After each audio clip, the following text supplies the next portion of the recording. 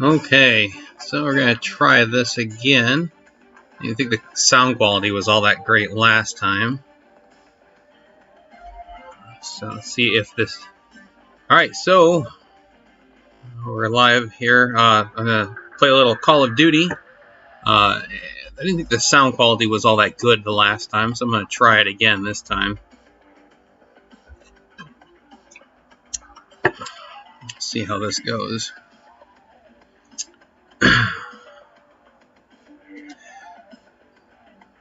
So when I'm playing Call of Duty, I like to just throw in a bunch of peon bots and then just dominate. That might be a little hot, that volume. Let's turn that down just a touch. See how that comes up. You have on-scene command. I have on-scene command.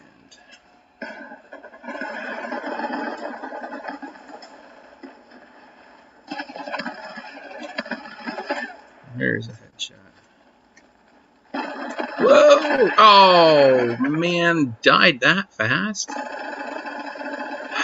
Oh, that was kind of sketchy. I don't know that that was a kill from the kill cam.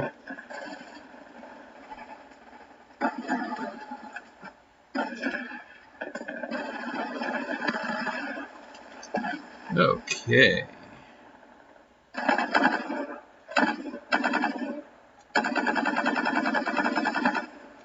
Hold still, you little punk. Oop.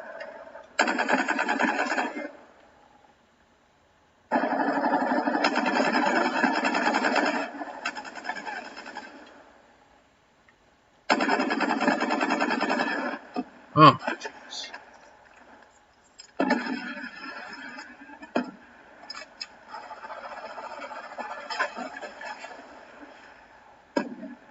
Well, that van's gonna explode.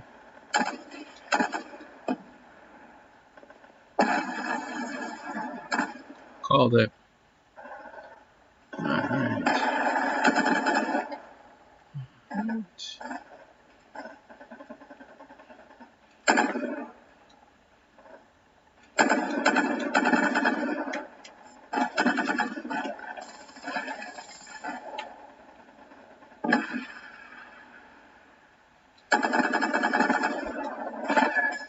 Whoa.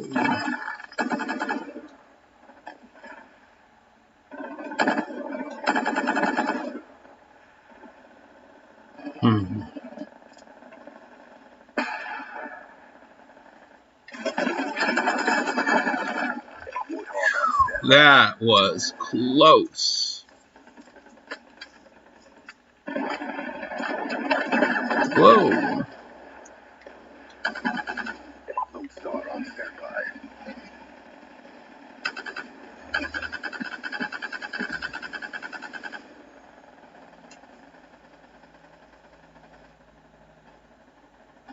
Alright.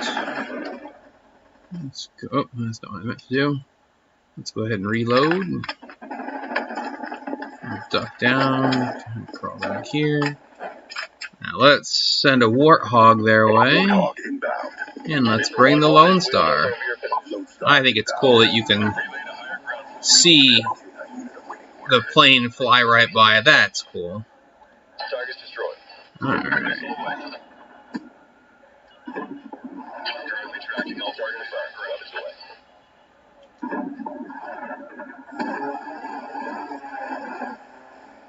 Good hit. Clearance issues from command.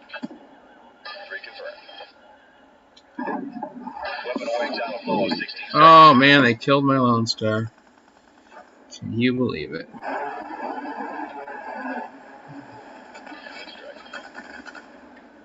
I kneecapped that guy. Strike. 2 EKA. Affirm. Reaper 1-1 has your target at 150 meters, bearing 230. Good effects. Target's destroyed. Multiple EKA. Reaper 1-1 exiting south. Thanks for the work. Alright, let's bring the dogs. Who let the dogs out?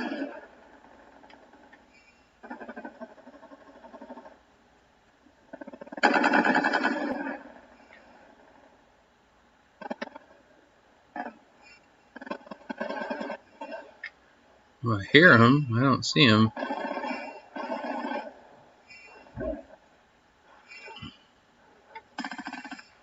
Oh, there's one. Whoop.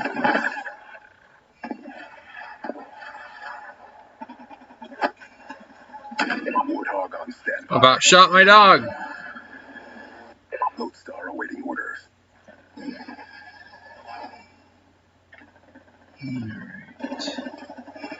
Conserve your ammo. Friendly Warthog inbound. Reaper 1-1 in for the south. 2 seconds. Reaper is ready to prosecute all targets of opportunity. Good impacts on target. BDU, well, fire away. Good effects. 1 kill. Relay to higher ground force. Commander going kinetic. Target affirmed. Weapons away. Rifle away. K9 unit on standby. Reaper is ready to prosecute all targets of opportunity. 3 EKIA. Hellfire away. Affirm. Reaper 1-1 has your target at 100 meters bearing 170. Reaper is PID of multiple enemy. Good effects. Targets destroyed. 1 EKIA.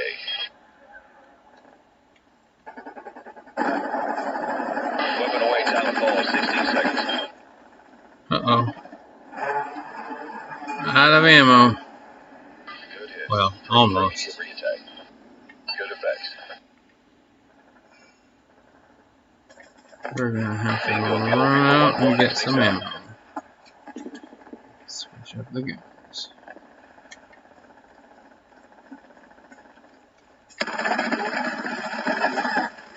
It's hard to believe. Whoa! I appreciate you not shoving a knife into my throat, buddy.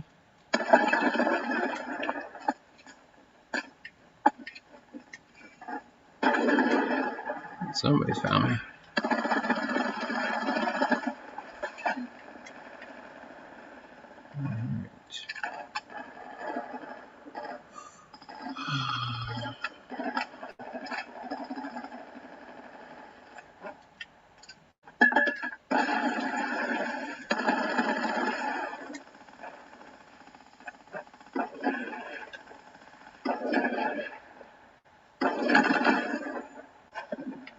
Brutal.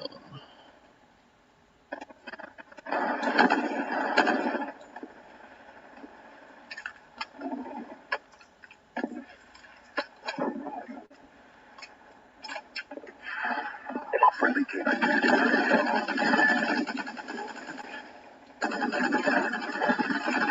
Warthog on standby. Lodestar awaiting orders.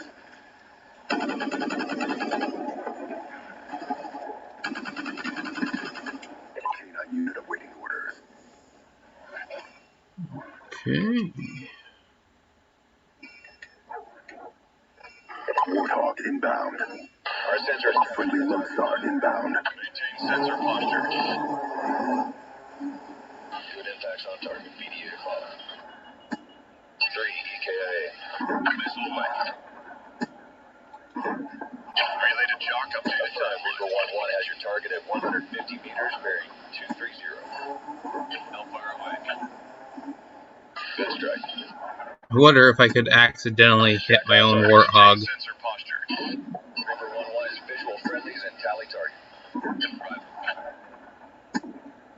Reaper is in the pattern of full combat loadout. Good effects. Targets destroyed. Strike successful.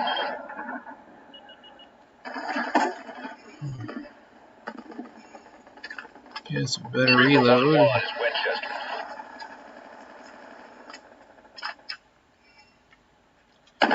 So we got one viewer.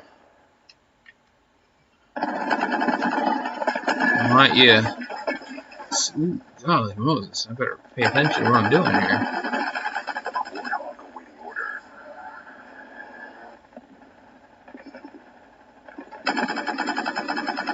Oh, you're kidding me.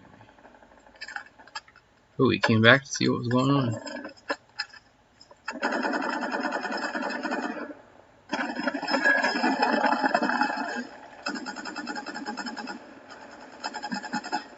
Lone Star on standby. K9 unit in your AO. Friendly Warthog inbound. K9 unit on standby. Good hits. 2 confirmed. Oh. Wow. I was tracing a line around that wall with that guy. Or around that guy with... You know what I'm saying. Confirm 1 EKIA. Affirm, Reaper 1-1 has your target at 100 meters bearing 170.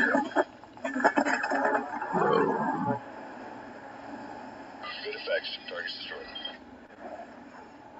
Report negative effect. Well, it says I have a viewer. Who's my viewer tonight? 16 seconds.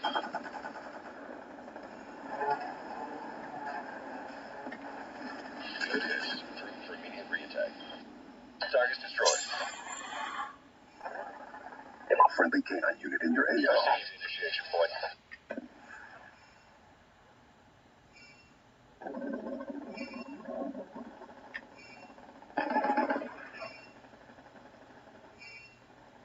Haha! Lego Stud Studios.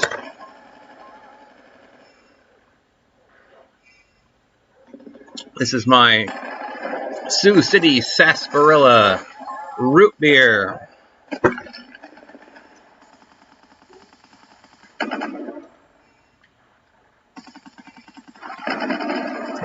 Shoot at my dogs.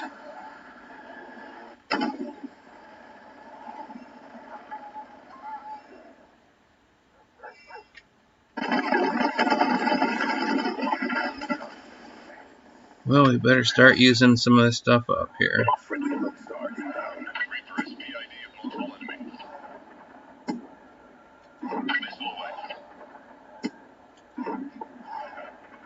In the turn, sensors to capture your objective. Run. Relay to higher ground force. Commander going kinetic.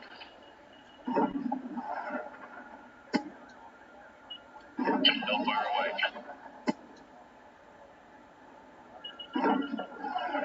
Multiple movers with weapons observed. Rifle away.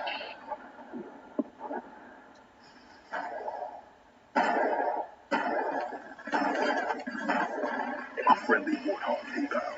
Reaper 1-1 in for the south. 8 seconds. Good hits. Shack on targets.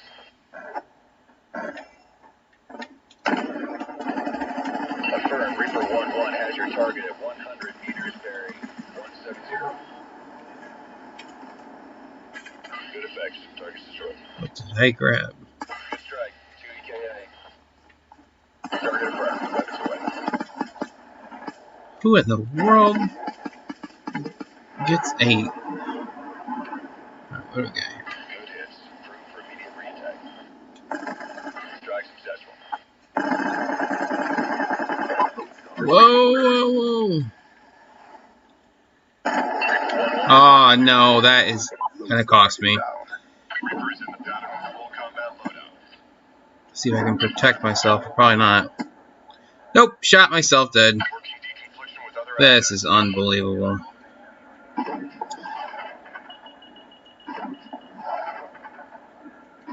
fire away. Oh, selected my wrong score streak. Missile away.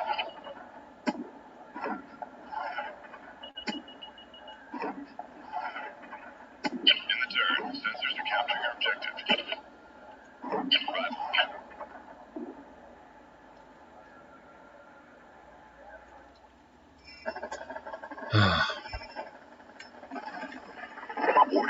Ah, shoot. Pushing your location. Time now. I was going to change my class. Good hits. Multiple EKIA.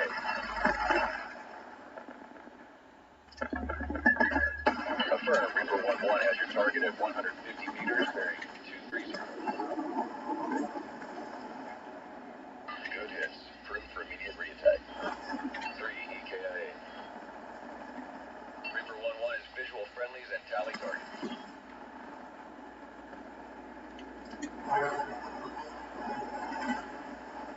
Good effects. Targets destroyed. Confirm 2 KIA.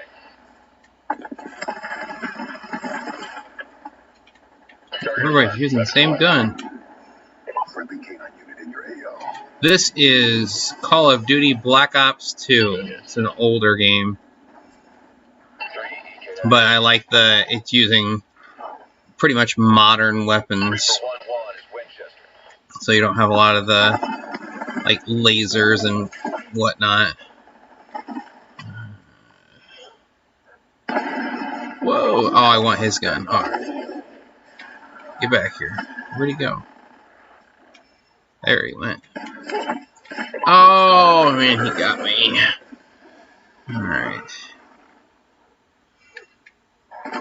Friendly warthog inbound. Reaper 1-1 in for the south, 8 seconds.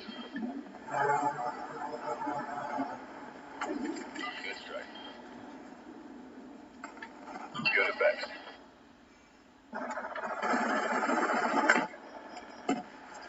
Affirm, Reaper 1-1 has your target at 150 meters, bearing 230. Good hits. 2 EKIA. Reaper 1-1 is visual friendlies and tally targets.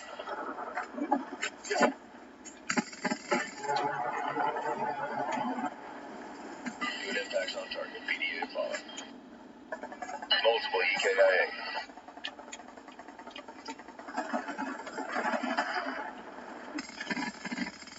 Exiting Roz to the west.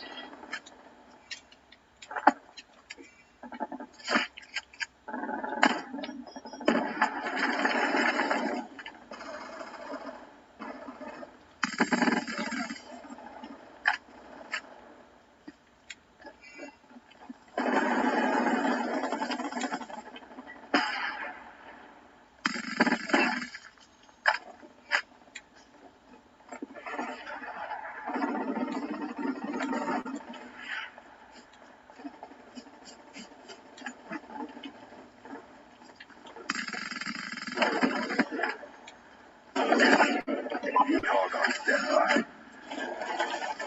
Warthog inbound. Our sensors capture your target. Oh, that was skillful. Stack on targets.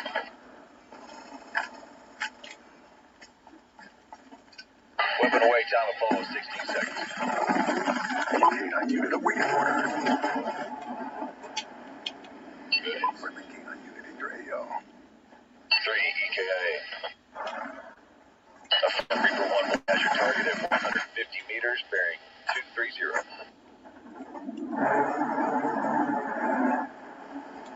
Good strike.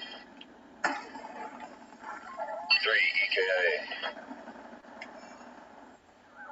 Friendly Lodestar inbound. Deconfliction with other assets. Reaper 1-1 exiting south. Thanks for the work.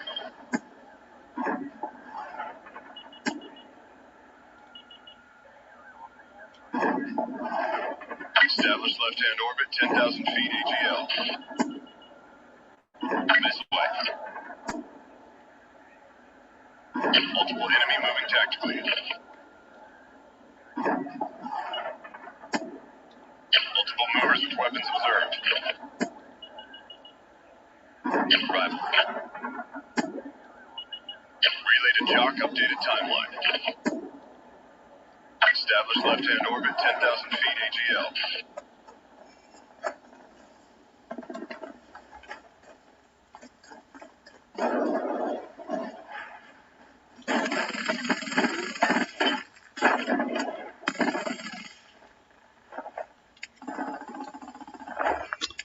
Wow. Whoa! What's going on here? Who's shooting at me? Okay, well. That's not what I want. That's what I want. Okay, let's see. Whoa. Take that.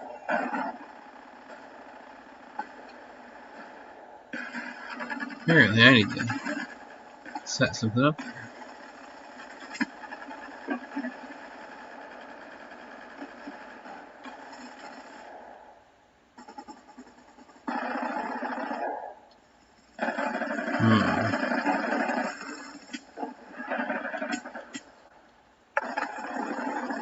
I gotta hold still while I'm loading.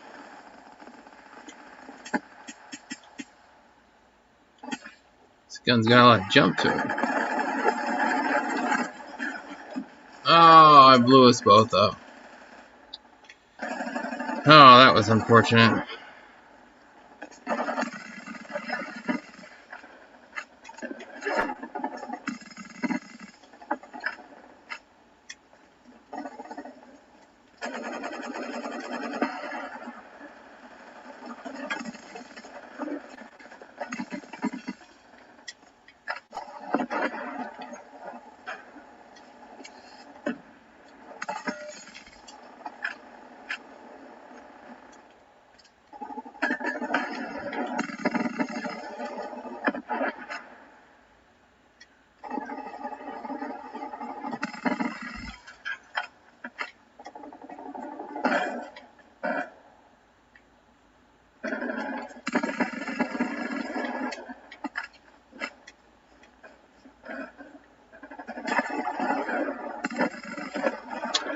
Got in that guy's way. Okay, let's choose another. I don't think this is what I wanted.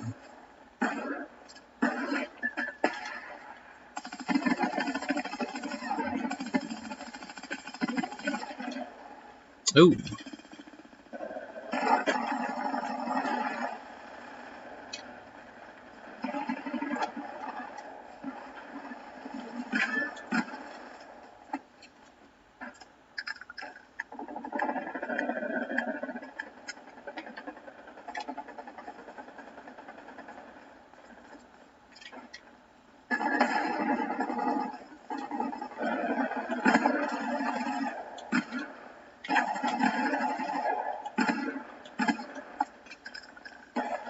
Oh.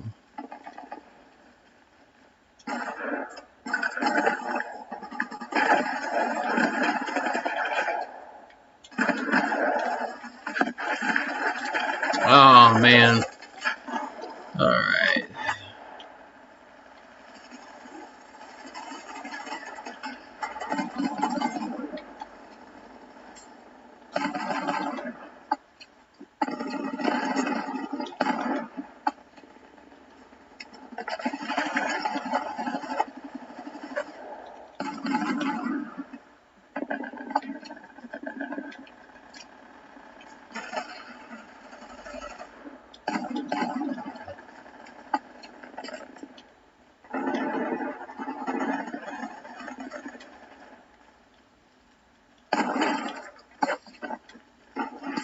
Whoa.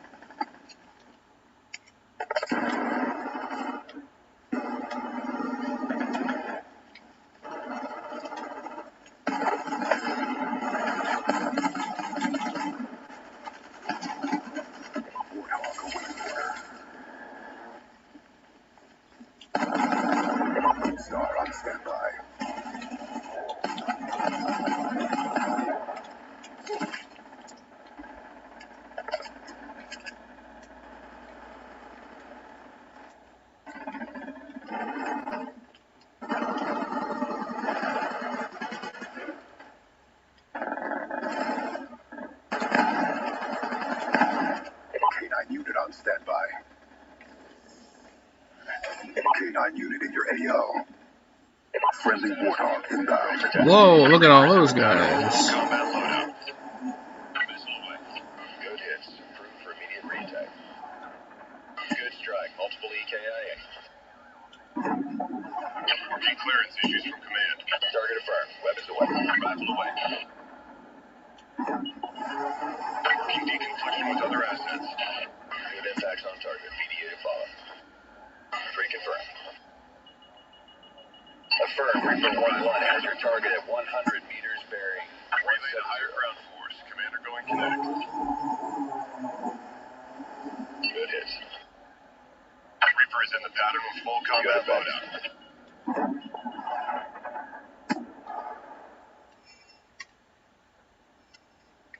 Bingo, Mule, Reaper 1-1, exiting south.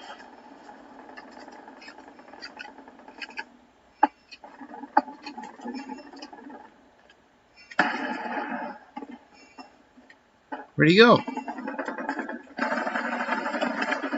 I vaporized him, I think. Oh my goodness. Alright, let's go do it.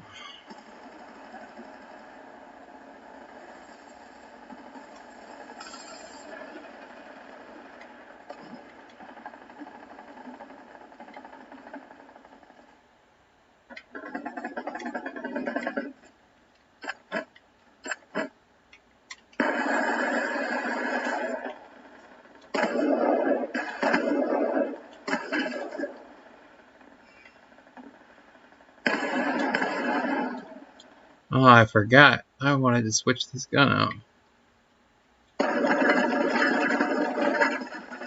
Whoa.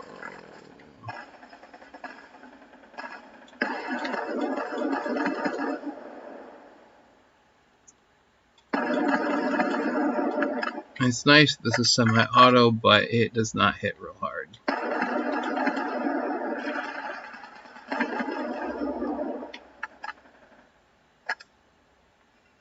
But I could burn through some ammo quick.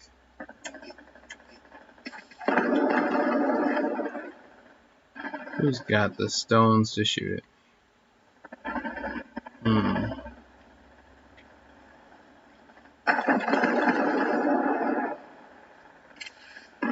Uh-oh.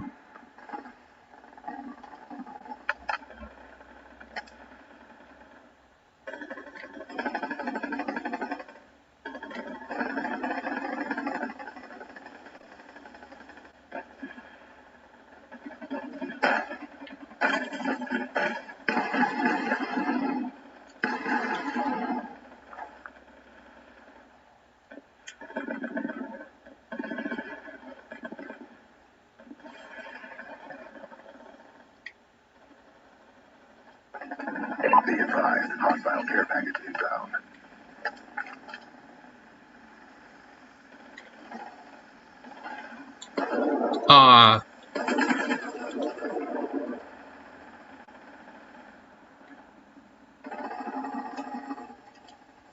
Let's see if we can get that care package.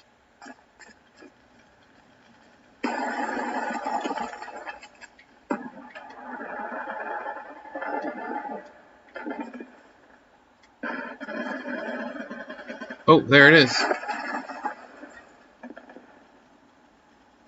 We got it. Oh, lightning streak. Warthog awaiting order.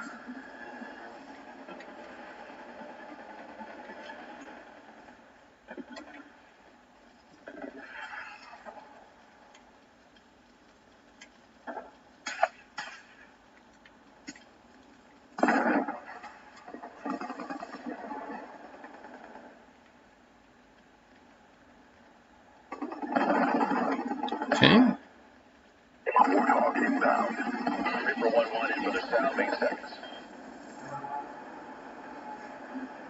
Lone Star on standby. Target's destroyed.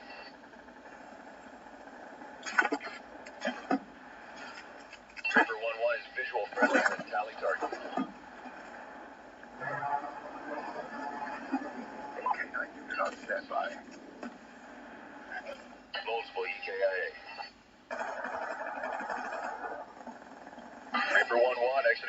Thanks for the work.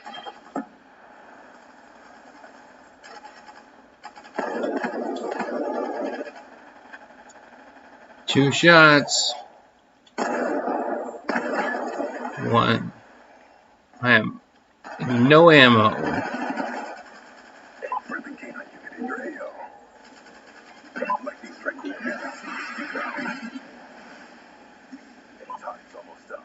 Ooh, time's almost up. Hey, we got a second viewer now. So we got Lego Studios, Stud Studios, who is my second viewer of the night.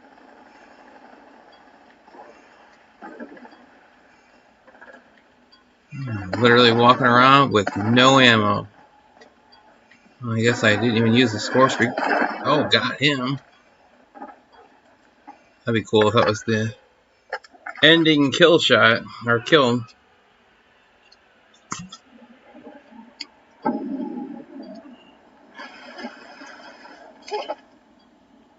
Oh, it was one of my dogs. Haha, toaster crumbs.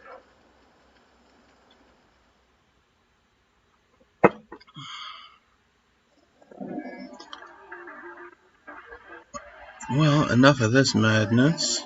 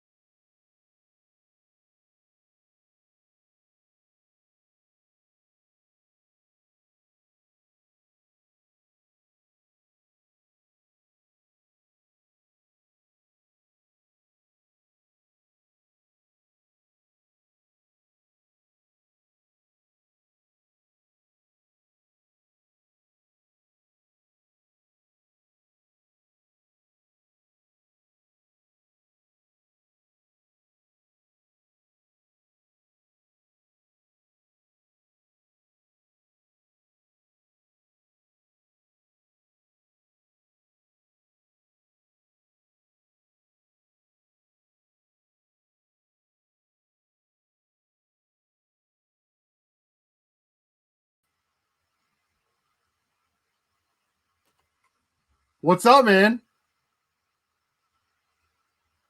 Yeah, I can't even hear you in StreamYard. You can hear me, obviously, because you're responding to me.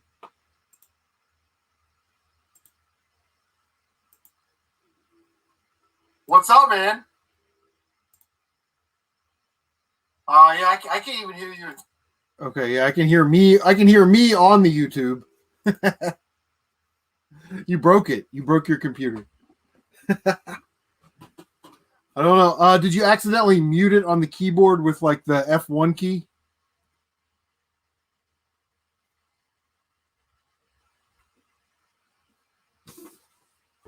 Is that any better? That's it. That's it? Huh? There we go. I don't know how I managed that. Let me switch over to the comments real quick. All right, we got you up and running. I'll be right back. I'm playing Gunsmoke. Just started playing Gunsmoke on the NES.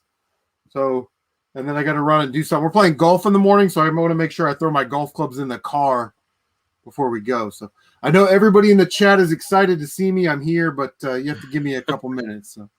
And we'll talk about that Lego set when I get back. All right. So, Toaster Crumbs still in here? What about Lego Stud Studios? Are you guys still in here watching?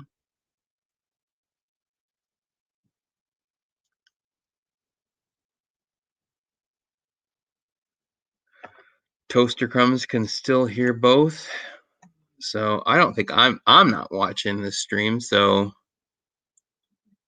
Chris is probably watching. Oh, Lego Stud Studios is still watching.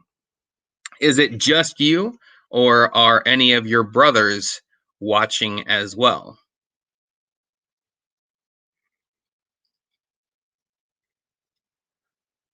So, I'm going to grab a couple more things here.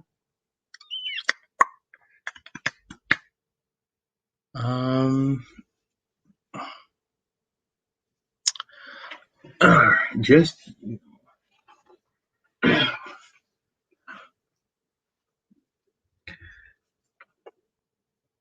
all right. So at what point, I mean, like when I started showing some of my haul here, could you guys hear me at all? Or, I mean, like, was it just at a certain point that my audio cut out?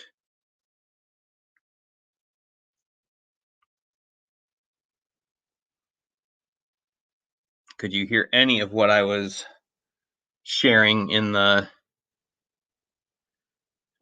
audio for the live stream when I was talking about my toy haul? Grab a couple things here.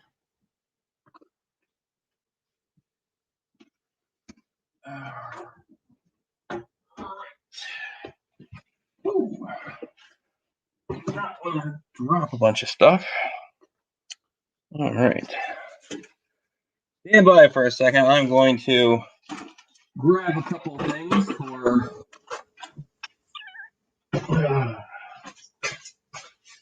so on and so forth.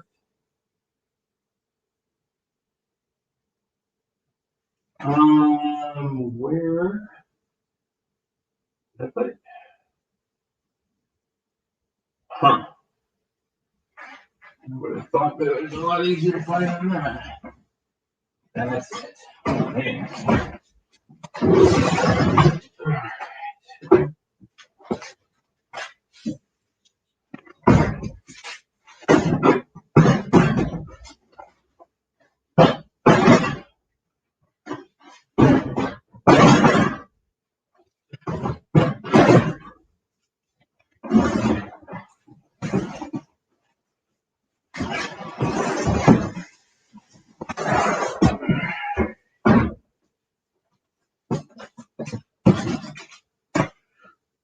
All right. I gotta go run and grab something real quick, so stand by. If Chris comes back, tell him where I went.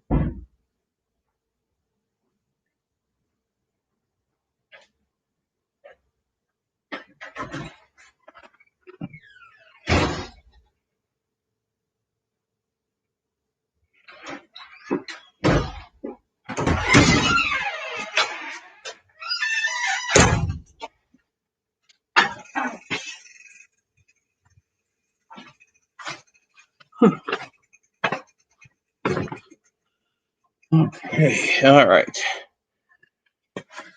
So now I'm back. I wanted to get my gotta crash. Thought it was my phone. I gotta crash. We'll watch the replay. Okay. All right, so let's go ahead and connect to this. Show Bluetooth. So do I still have you here, Lego Stud Studios?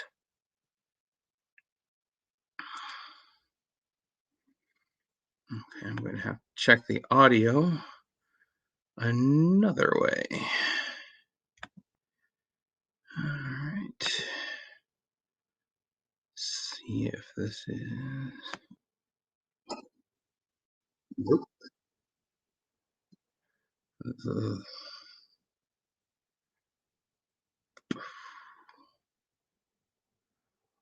Hmm.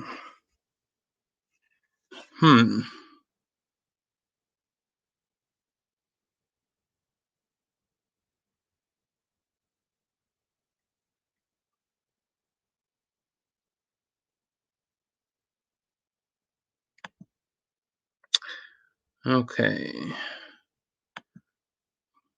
I'm going to show my devices. Paired. Connect. Oh, well, that makes sense. There we go. Okay. Now I'm up and running. When live streaming, if I am broadcasting the, like if CM Retro Gaming comes back in and then he tries to live stream with me, my speakers from my computer will also be being picked up by the microphone of my computer. So if I can have his audio feed to my earphones and not loop back into the whole works, then that makes for a cleaner stream. And so anyway, before he jumps back in, just to make any and all aware, he tends to use slightly more colorful language than I use, so viewer discretion is advised. But I think we're gonna. All right, sorry. I'll keep it family friendly tonight. How about that? So, trying to work out this deal with this guy on eBay. I don't know if you guys do eBay. I just pop back in, but what I do is I pop up StreamYard, and I can monitor the chat, right, the comment section. But I always leave the YouTube open in a different tab and just mute my YouTube tab. That way that you don't get that feedback. Right. Yeah. Well, I found that the first time I jumped in with you guys, I had my YouTube feed open with StreamYard, and it sent everything wonky. So I don't leave it open just so I don't chew up any of my own bandwidth trying to run multiple things at once. And it's like the YouTube is on a slight delay, so it's not like it's hearing me now and feeding the word now back in. It's like, how is everybody doing? You know what I mean? Like there's that little delay, but yeah. So what have you been up to? It's good to see you. I haven't seen you in a while. I went up north into Michigan and hit some stores that I don't have around me. And so I don't know if you saw all the things that I was showing earlier. I picked up a Johnny Lightning World War II diecast airplane. Let me call this the Thunderbolt. So which the P-47D is not one of my favorites, but for $3, I thought, it was an $8 purchase at Meyer earlier. So I like displaying the diecast planes. And then I was showing these the Nerf Nitro, those little foam cars. And I'm wondering if at some point these things could be worth something, because 10 years from now when somebody's like, what, Nerf made cars? What do you, that's crazy. But I mean, it certainly didn't catch on. So, but, and then they had a comic at Ollie's. It was a $35 comic that's just got like a bunch of different comics all in one book. And it was a pretty clean copy of it with Deadpool and Wolverine on the front. So $7. I thought that was kind of cool. But the thing that I found, I wasn't expecting to find these. I thought that these had kind of run their course, but then I found some of the Batman 1/24th scale cars, and I thought that these were kind of like they were released like 6 months ago, and then they were just gone. And I think that they're starting to re-release some of the ones that they had before. So this kind of shows what they've got available. It's hard to get used to which way is right and left when I'm looking at the screen. Yeah, I saw them at a retail, and I was like, man, these are really cool, but I don't know if I'm going to get into them, because once I start something like that, it's like I want them all. You know what I mean? Well, and so they so you've got the all right. So you've got, look at it myself. So you've got I have this one and this one. I just picked up this one. I have this one and this one, but I have no interest in the 1960s Batmobile. The Adam West Batmobile, yeah. Right. I mean, and this one here, the 1990s animated series, that was my favorite for the longest time, and I passed on it a few times, and I'd probably pick it up now, but I picked up 3 of them in the last like 7 days. So, and then I found the Micro Machines that you suggested the other live stream, where you said they were on sale for $3, and then you found them for $2. And I found several Walmarts that have the Micro Machines for $3, but I haven't seen any of them that had them down to $2 yet. Yeah, I went over. There's sort of a big mall area. It's called Easton Mall. It's kind of down by Gahanna and Columbus. It's kind of in between. But I stopped at the Walmart in Westerville, and they were $3, and I was like, oh, should I just buy them all? You know what I mean? I was like, should I just buy like the 30 that they have left? And I decided to just go with the all I had was the World Packs. But I was like, well, I'll just buy the World Packs that I didn't have, because when I started collecting the Micro Machines back, I went after like the silver, the gold, and the blind bags. I really zeroed in on those, because I figured those World Packs and the starter packs would get cheaper, or I would find them at garage sales or something. You know what I mean? Like I didn't immediately have to have them right now. But at $3, I was like, wow, okay. But then I stopped at a second Walmart to pick up the one by Easton, to pick up like the 1 or 2 Series 1 or Series 2 World Packs that I was missing, just to see if they had them. And when I got them, I found them, and I went up to the register, and when I rung them up, they were ringing up as $2. And I'm like, okay, well, they must be on some type of super sale, or this store has a lot more, so they're trying to get rid of them for a cheaper price, because it rang up Micro Machines 2020, starter pack, or whatever it was. So it was ringing up right. Someone could have put the wrong price in their computer, but as I'm standing at the register, I'm like, do I want to go dump these in the car and then go back and buy all the ones that they had left? And I was like, yeah, I won't. I'll just buy kind of one of each, and maybe I ended up with an extra farm set and an extra ultimate exotics. But I really wish I would have gone back, because I think they had like 3 or 4 of the police chase packs where you get the 2 police chase SUVs and then sort of the red sports car. And I was like, I kind of wish I would have just gone back and bought those ones. But yeah, we're going out hunting tomorrow, so if they still have that same deal going on, I'll pick up all the police ones. Yeah. So, if you would have seen them at like $1, or $1 each, would you have just started shoveling them into your cart and taking all of them? Yeah, for $1. If you went to a garage sale and they were $1, probably just buy them, right? Yeah, it's interesting. At that point, would you be intending to resale them at some point and try and turn some kind of profit, or would you be like, no, it's just like trading fodder at this point, where if somebody's like, oh, I missed out on that, and you're like, well, shoot, I've got 3 or 4 of them in a box over here. Yeah, that's a great question. So I like to have on those types of things, I would want to have like 2 or 3 sets for myself, one to rock and one to stock, as they say, right? We do the YouTube thing, so at some point I may feel the hankering to open a set of them and do a review or a video of some kind. I'm actually in a Micro Machines group on Facebook, and those guys do a lot of trading. So there might be somebody in Nebraska that just couldn't find the farm set. Well, if I got one for $1 or $2, man, I'll trade it and ship it to you, and you send me back some vintage Micro Machines that are, $15-20 worth of those, then you're making better trades. They're getting a new product sealed and packaged that they want, and I'm getting some of the older stuff. So, and then we're getting close to 5,000 subscribers on my channel, so we're gonna do a giveaway.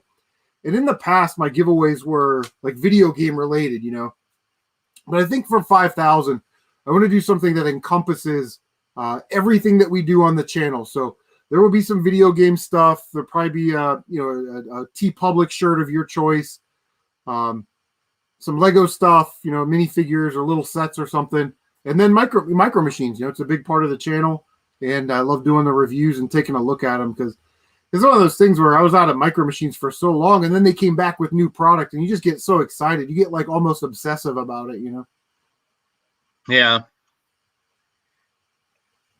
But let's talk about that Lego Star Wars 75254 ATST Raider set. Yeah, I was surprised that they had that in the store. Yeah. Well, it's a crazy phenomenon that we live in. Once they announced that they were going to get rid of, and I like it on 2 fronts. If you're just from an investment perspective, like let's forget we're playing with it and having fun with it, but from a strictly investment perspective, I love it on 2 fronts. The first front is that 3 of those minifigures are exclusive, and it's basically the Mando's rookie set, right? Not that matters a lot in Lego, but it's kind of neat. They only actually released that figure twice, one in the Razor Crest set, and then that ATST Raider set. But once that Gina Carano thing happened, Brick Set, their website actually listed that set as retired on 17. It was like 17 March or February or whatever it was, and people went out and just bought them. Like Brickbucks, Jim over at Brickbucks, he said he bought 255 sets of those. Wow, which is crazy. And it's like he makes his living selling Legos and toys, and he did a video. Somebody asked him, how much did you make last year selling Lego, right? Well, he throwed up the spreadsheets and all this stuff. He's like, yeah, I made $256,000 selling Legos last year. But he buys in big bulk, and then he can sit on them for a year and then resell them. So from an investment standpoint, from that side of it, it's going to be a great investment just because of what that set represents. There's controversy around it. It's Mandalorian first set, 3 exclusive minifigures. Like there's a whole lot going for it just as a regular Lego set. It's kind of weird because we live in this world of really scumbag resellers. So I talked to somebody that I know at a Meijer store, and she said that some of those sets were just kind of in the warehouse, or they transferred them from other stores, because I go to Target and I buy all 6 of them. And then Target goes, oh, we don't have any more on the shelf. We need more of these. So they get, 10 more from other stores, right? That's how they have it. But we live in this weird world where, I can go online and, oh, Gina Carano got fired. I'm going to go buy 100 of those sets. And then I'm going to bump the price up like 30, 40 bucks and double my money on maybe 8 or 10 sets. And then before the return item date is over, I can return the sets that I didn't sell and get my money back. And now stores a month and a half later have extra supply that needs to go back on the shelf. So it's really hard to kind of determine what happened. But the second reason I like that set as an investment set is, listen, you can never really tell with Lego. All you know is when it retires, the price will go up eventually. But you can always look at past sets that are similar and sort of do comparables, right? There was a ATST Raider set that came out in 2011. I believe it was for the Solo movie or Rogue One or something. And it had less parts. It had 3 minifigures, which weren't exclusive, and it retailed for 40 bucks. After it retired, about a year or so after it retired, it got up into that $120 range. So we're talking about tripling your money in a year. So you can see if Jim buys 250 of these, 100 or 100 bucks a pop profit or whatever.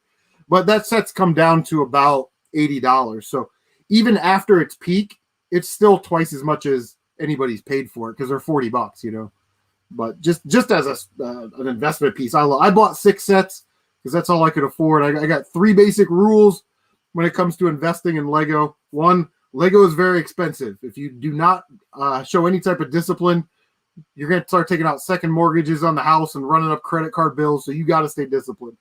Number 2, Lego, these boxes, you got to keep them somewhere. You got to store them. So they're big, they're bulky, they take up space. And the third one is Lego's a toy, so have fun with it. Because after all, you're doing it because you love to do it. So yeah. That set that you have beside your soccer ball, the this guy right here? One, no, the up on the shelf, the Han Solo and Carbonite. Yeah. That I always liked the orange on the box and all of that, and I saw that thing come on clearance for like $12, and I thought I really should pick one of those up, and I didn't. And then like in the last 6 months, I thought, I'm gonna see if I can't get one of those to put, in the collection. And like, how much those are going for now, new in the box. Yeah, well, obviously, you're getting a Boba Fett. Mandalorians are always popular, but the this little guy right here, the Argonauts, whatever these guys are called, I forget their names, but I believe that this is the only set that they released this guy in. So it's an exclusive to the set. So if they released it in another set, like Quill from The Mandalorian is this species, but you're not going to have that same print. And I don't actually believe they released him in Lego. But this set, I always thought this set was kind of lame because it's like the play features are this elevator, that's kind of lame. And then the Han Solo, you can turn him around and now he's in Carbonite, right? There's really not a lot to it. I always thought this set would be a hell of a lot better if it was a UCS set and it was like a bigger set and you had the entire Carbonite chamber and it came with, Chewbacca with 3PO on his back, R2, Leia, Han, a couple of these guys, Lando, Boba Fett, and then, because it's so big and there's, sections to those UCS sets, you could have a Vader and Luke, so you could have your duel in the Carbonite chamber as well. But, Lego doesn't respond to my emails, so.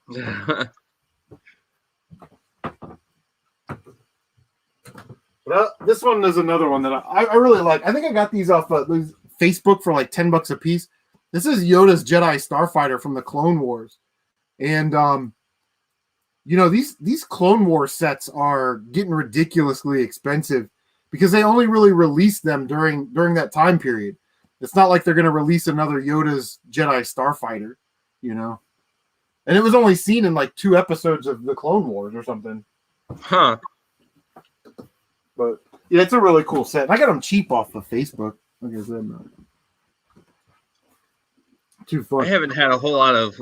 I've been hoping that Facebook would start turning around some of their algorithms, and if I say, okay, I want to see what's within 50 miles of me, just show me that. I mean, I'm still like the first 3 or 4 listings are these people will ship to you, and they don't even have a location. Like I don't even have the option to say, is it something I want to go and go to their house and pick it up.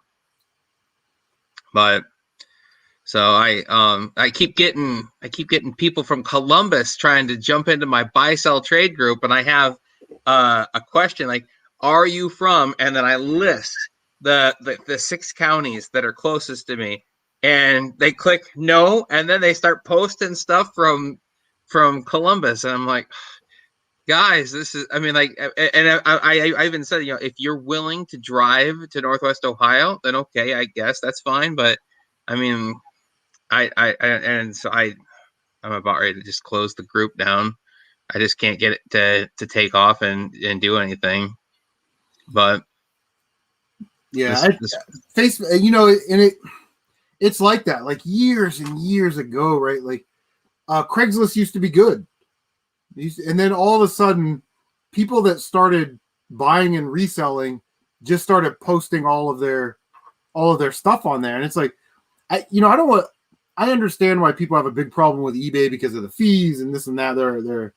They're buyer friendly over seller friendly, but really, I haven't had that many problems with eBay, and I've been doing it for a couple of years. People don't list on there like, what do you expect? Like, if I listed something and you responded to it, are you going to drive to Pataskala, Ohio to pick it up?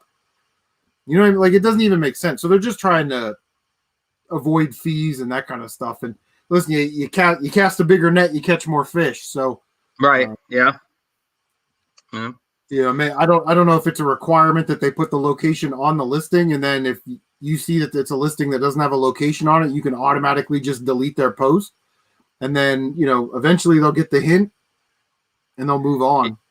Yeah, I left the last couple. One was a video game, and I don't recall what the other one was, but I saw both of the last 2 listings were from Columbus, and so. But I'm going to be going to I'm renting a booth at a flea market this weekend. Oh, so, yeah. I got several boxes of some like dead inventory that's just been sitting around that I can't get rid of on Facebook Marketplace, and so then I kind of went through all my stuff's all packed up in boxes. We're still hunting for a place to buy, and so I kind of went through everything and said, okay, I'm going to take like the bottom 1/3 of my collection that I'm least excited about. And, honestly, at the end of the day, I basically try and charge what I bought it for. And just, like say, if it sells, it sells. And if it doesn't, it doesn't. So we'll see. I got another guy, he goes around garage sales, and like, he'll buy like a ladder that came off of a farm that was in a garage or a barn. And then he'll cut it up into like 3 different sections of like 6-foot sections. He'll pay $20 for the wood ladder, cut it up, sell it, into like 3 sections of this ladder, and sell it for $50 a section. And $20 is what he spent. He gets $150 back, and he does that at this flea market. And he was telling me, he said they haven't had a lot of flea markets in the last year, so lots of people have been kind of pent up wanting to do this, and now they're flush with all this cash that they've gotten from the government. That he kind of expects it's going to be a big year for flea marketing. So yeah, well, I went to a garage sale today, and the lady told me exactly what you said. Pretty much, she's like, I was like, wow, you got a lot of stuff. The garage was like, they have like a 3 or 4 car garage, and it was just full of tables and clothes and stuff. I was like, wow, you guys got a lot of stuff. She was like, yeah, well, we didn't have our garage sale last year, so it's all just been sitting here. And I'm like, oh, okay. So yeah, there's inventory abound out there if you can get your hands on it. Would you have like a garage sale and sell off some of that stuff, or do you like, so like that stuff? Just a ballpark. What would you say that stuff is worth? The stuff that I've priced to go to the flea market. Well, you were saying like the bottom 30 of your collection. If you had to guess, how much would that be, how much would that be worth? I like I said, I pretty much priced it where I bought it. There's a couple things that I do have marked up just to kind of like be competitive with. I mean, like I had a video back in January where Walmart was clearancing a bunch of stuff, and I'm pretty confident it was a mistake, but it rang up that way, and they had those little tabletop video games that Yeah. it had Tetris, and it was a $20 game, rang up for 60 cents, and I was like, seriously, wow. And so I ran that out to the truck, and I went back and cleared the shelf off, got them all. And so I mean, it was $20. Tetris is a popular game, so I thought, okay, well, I'll put them at $15 and see if I can move them. I mean, even at $15, it's still 25% off of what you would have bought them, and you can't find them right now. So if you like Tetris and you can't find them in a store right now, maybe you'd be excited to pay $15. But for the most part, I'm trying to even think. I've got examples. Would you ever bundle all that stuff and then post it on Facebook, Craigslist, wherever, and specifically target a reseller that will give you the price that you want, just so you can get it out of their house? Like, hey, yeah, if it's worth $3,000, give me 1,500, and you've got 1,500. Yeah, I mean, I suppose that's possible. And the way I've got everything priced, I've got it priced at, I think, just about $1,400 or $1,500 worth of stuff that I'm taking to this. I mean, all boxed up and priced out. But I guess I like when you were telling the story of your Transformer score, and then I mean, I was thinking about like you were going through your stuff on my live stream, and you were like, yeah, this Star Wars spaceship, and I was like, oh man, you could probably get $10 or $15 for each of those ships, and you're like, a couple weeks later, you're like, I got $90 for that whole lot of Star Wars stuff, and I was like, oh my gosh, how did you pull that off? But I made sure that all the parts were there, so it was like it was like Plo Koon, Anakin, and Obi-Wan's Jedi Starfighter. It was that lizard thing with the Obi-Wan figure, and then General Grievous with that like wheel thing that he was riding on. I had it at like 130, right, on local, and some guy messaged me. Actually, he's a reseller. I had him listed individually, and he messaged me and he said, "Listen, what would you do for all of the Star Wars toys?" So I put it together, and I was like, "How about $100?" I paid $40 for that lot of Transformers, and this stuff was in it. You know what I mean? So I was expecting a counter. He said, "How about 85?" And I'm like, usually people deal in tens, So I was like, "How about 90? And you can come pick them up, and you can have it all." And he came and picked it up, and he was like, "So do you resell?" I'm like, "What? I have a regular full-time job, and I do part-time reselling, just that kind of stuff. Just put it away and buy something I want." And he's like, "Oh, okay." He's like, "Yeah, I resell." And I mean, he's like, "You had these priced at eBay, and I feel like I'm getting a good enough deal where, I can sell them at, his flea market or shop, or where." He just said, "I feel confident I can sell them and make a little bit of a profit on it." And I'm like, "Well, that's good. I mean, I don't mind cutting people deals."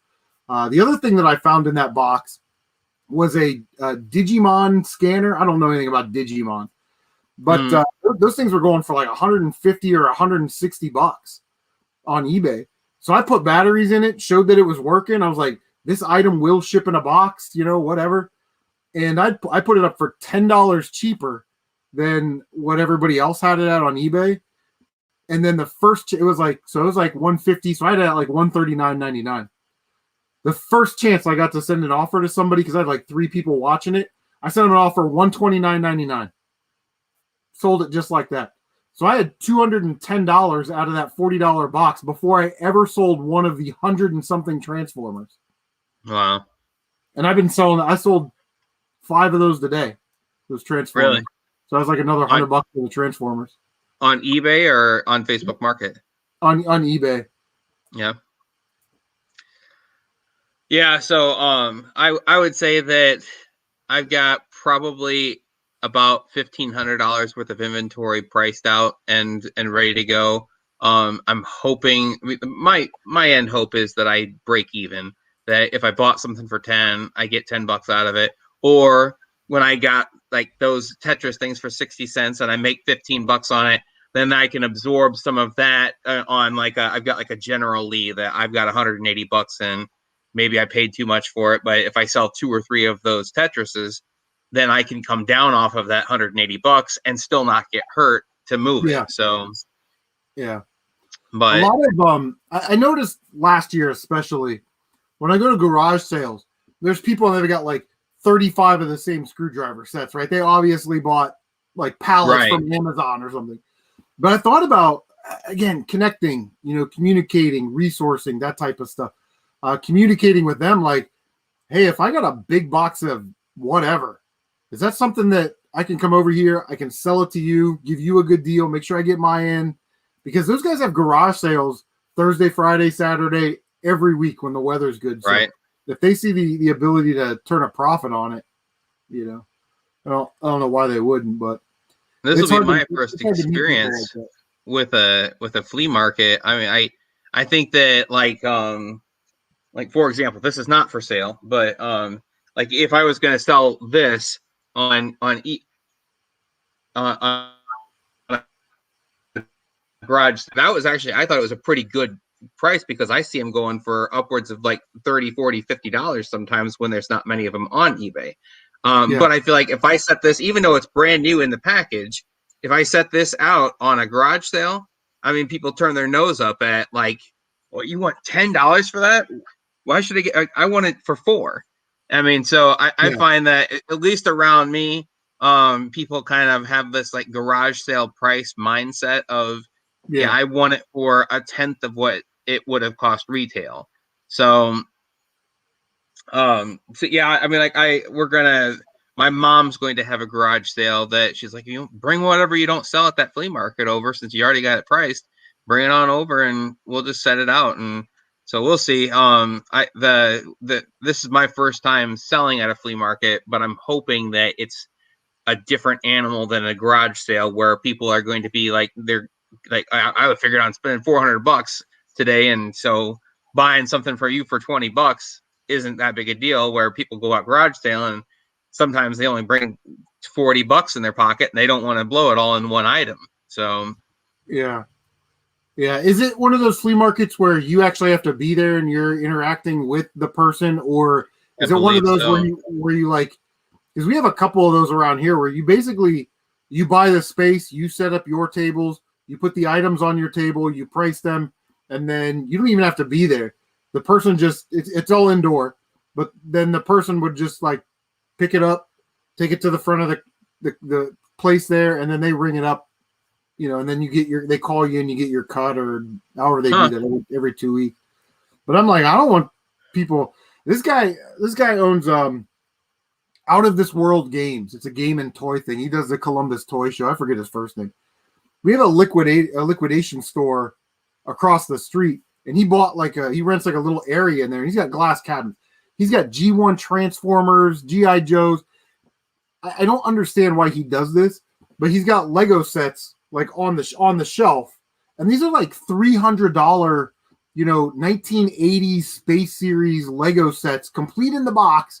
$350 price tag just on the shelf. So every Tom, Dick, and Harry kid, booger picker can go in there and finger fodle this $350 Lego set. And I'm like, dude, I'll give you $300 just so I can protect it. Right. They're trying to preserve it. But I don't know how he is okay with like Black Series figures, like just hanging on a little rack there. I'm like, are you nuts? Well, and that's something that I mean, like, I worry about. Like, I mean, like, I don't know if like, is the etiquette going to be, I'm going to have a lot of people like me walking in there and being like, listen, this is new in the package, just in good condition. I'm not going to pick it up unless I'm sincerely thinking about buying it. And I'm afraid that some grandparents could be like, all right, kids, here's $5. Go get out of here. Go run around the flea market. And I'm going to have little kids picking stuff up taking stuff out of the packaging and. No. Yeah. What's up? Are we still good to do the driving test tomorrow? Oh, what time? 8:30. I thought it was next week.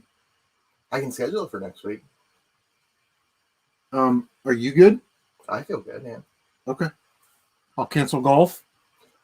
Oh shit. And we'll go do that. 8:30, huh? Okay. You sure? Yep. Okay. Thank you, Dad. Yep. Got to get it done. You're not riding a Razor scooter the rest of your life. The one indoor sort of flea market, it's on Bryce Road. It's like huge, right? But what they do is everybody's got their booths and then they got their own little stickers with their initials and like booth number and stuff on it. But it's like, what if I pick up that Cartman thing from your booth and walk, halfway around the store and go, yeah, I don't want this, and set it in somebody else's booth. So you have to go in and then sort of pull, oh, this isn't mine, and this isn't mine, and this isn't mine, and then run it up to the counter and be like, hey, this is all the stuff that was misput in my booth. Like, I just have a real fear about doing that kind of stuff, Yeah. I don't have the greatest faith in mankind. So, how do you feel about the like filming aspect of it? If I were to, I have two thoughts. I mean, on the one hand, I think it'd be kind of a cool little like video showing like a fast paced people coming and going. You're not necessarily focusing on somebody's face. You're in a public space, so I don't know how they could necessarily throw a fit about it. But then on a second thought, like if I don't see some little kid walk by and grab a $20 item and off he goes because I was talking to somebody else, now I at least see who it was. Do you feel like I wouldn't mess with that kind of thing, or would you be like, you're nothing against the law with it? You know what I mean? Like, who's to say that someone's not going to notice it or whatever? But what do you mean? Like, you think that if it was, would you even have any interest in that, or would you be like, I wouldn't even mess with that? If you were running a booth at a flea market. Yeah, I mean, first of all, I wouldn't go to a flea market where I leave my stuff there and leave. Like, I want to. Right. I'm a weirdo like that. If I needed to, man, it's tough because is it a public place? It's at a fairground, yeah. Oh, so it's like a weekend thing, like you're outside and that kind of thing.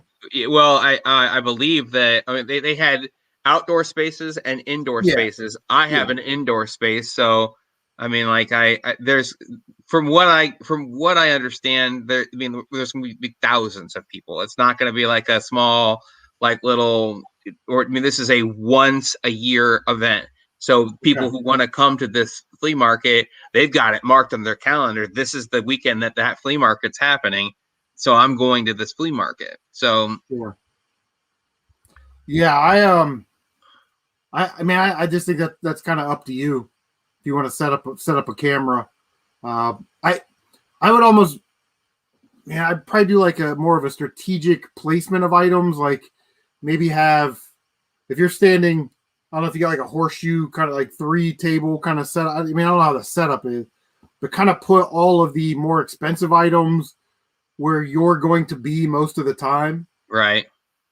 And the $1, $2 items maybe up front. That way, again, you're mitigating risk at that point.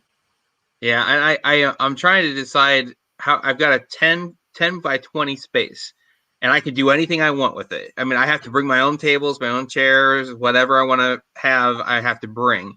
And that's not a problem because, I mean, like, we've got a huge family, so we've got 10-foot folding tables. I mean, like, coming out everywhere. I mean, just so that when we have family get-togethers, everybody's got a place to sit.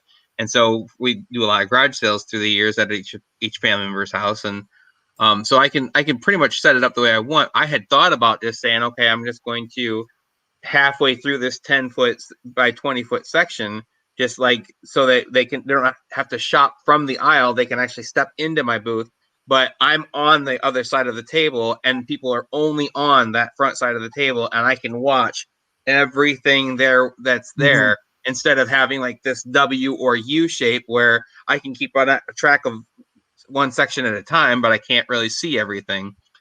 But I don't know how much. I mean, like once I start setting stuff out, I think I'm either going to be like surprised, like, oh man, that's all I've got, or oh my gosh, I've got way more stuff to set out than I realized I had, and I'm gonna have to set all these tables out. So I should probably take the time to set it out and do like a dry run Like a before I mock get up. there. Yeah. But And I'm like, I mean, you take what you take, and listen.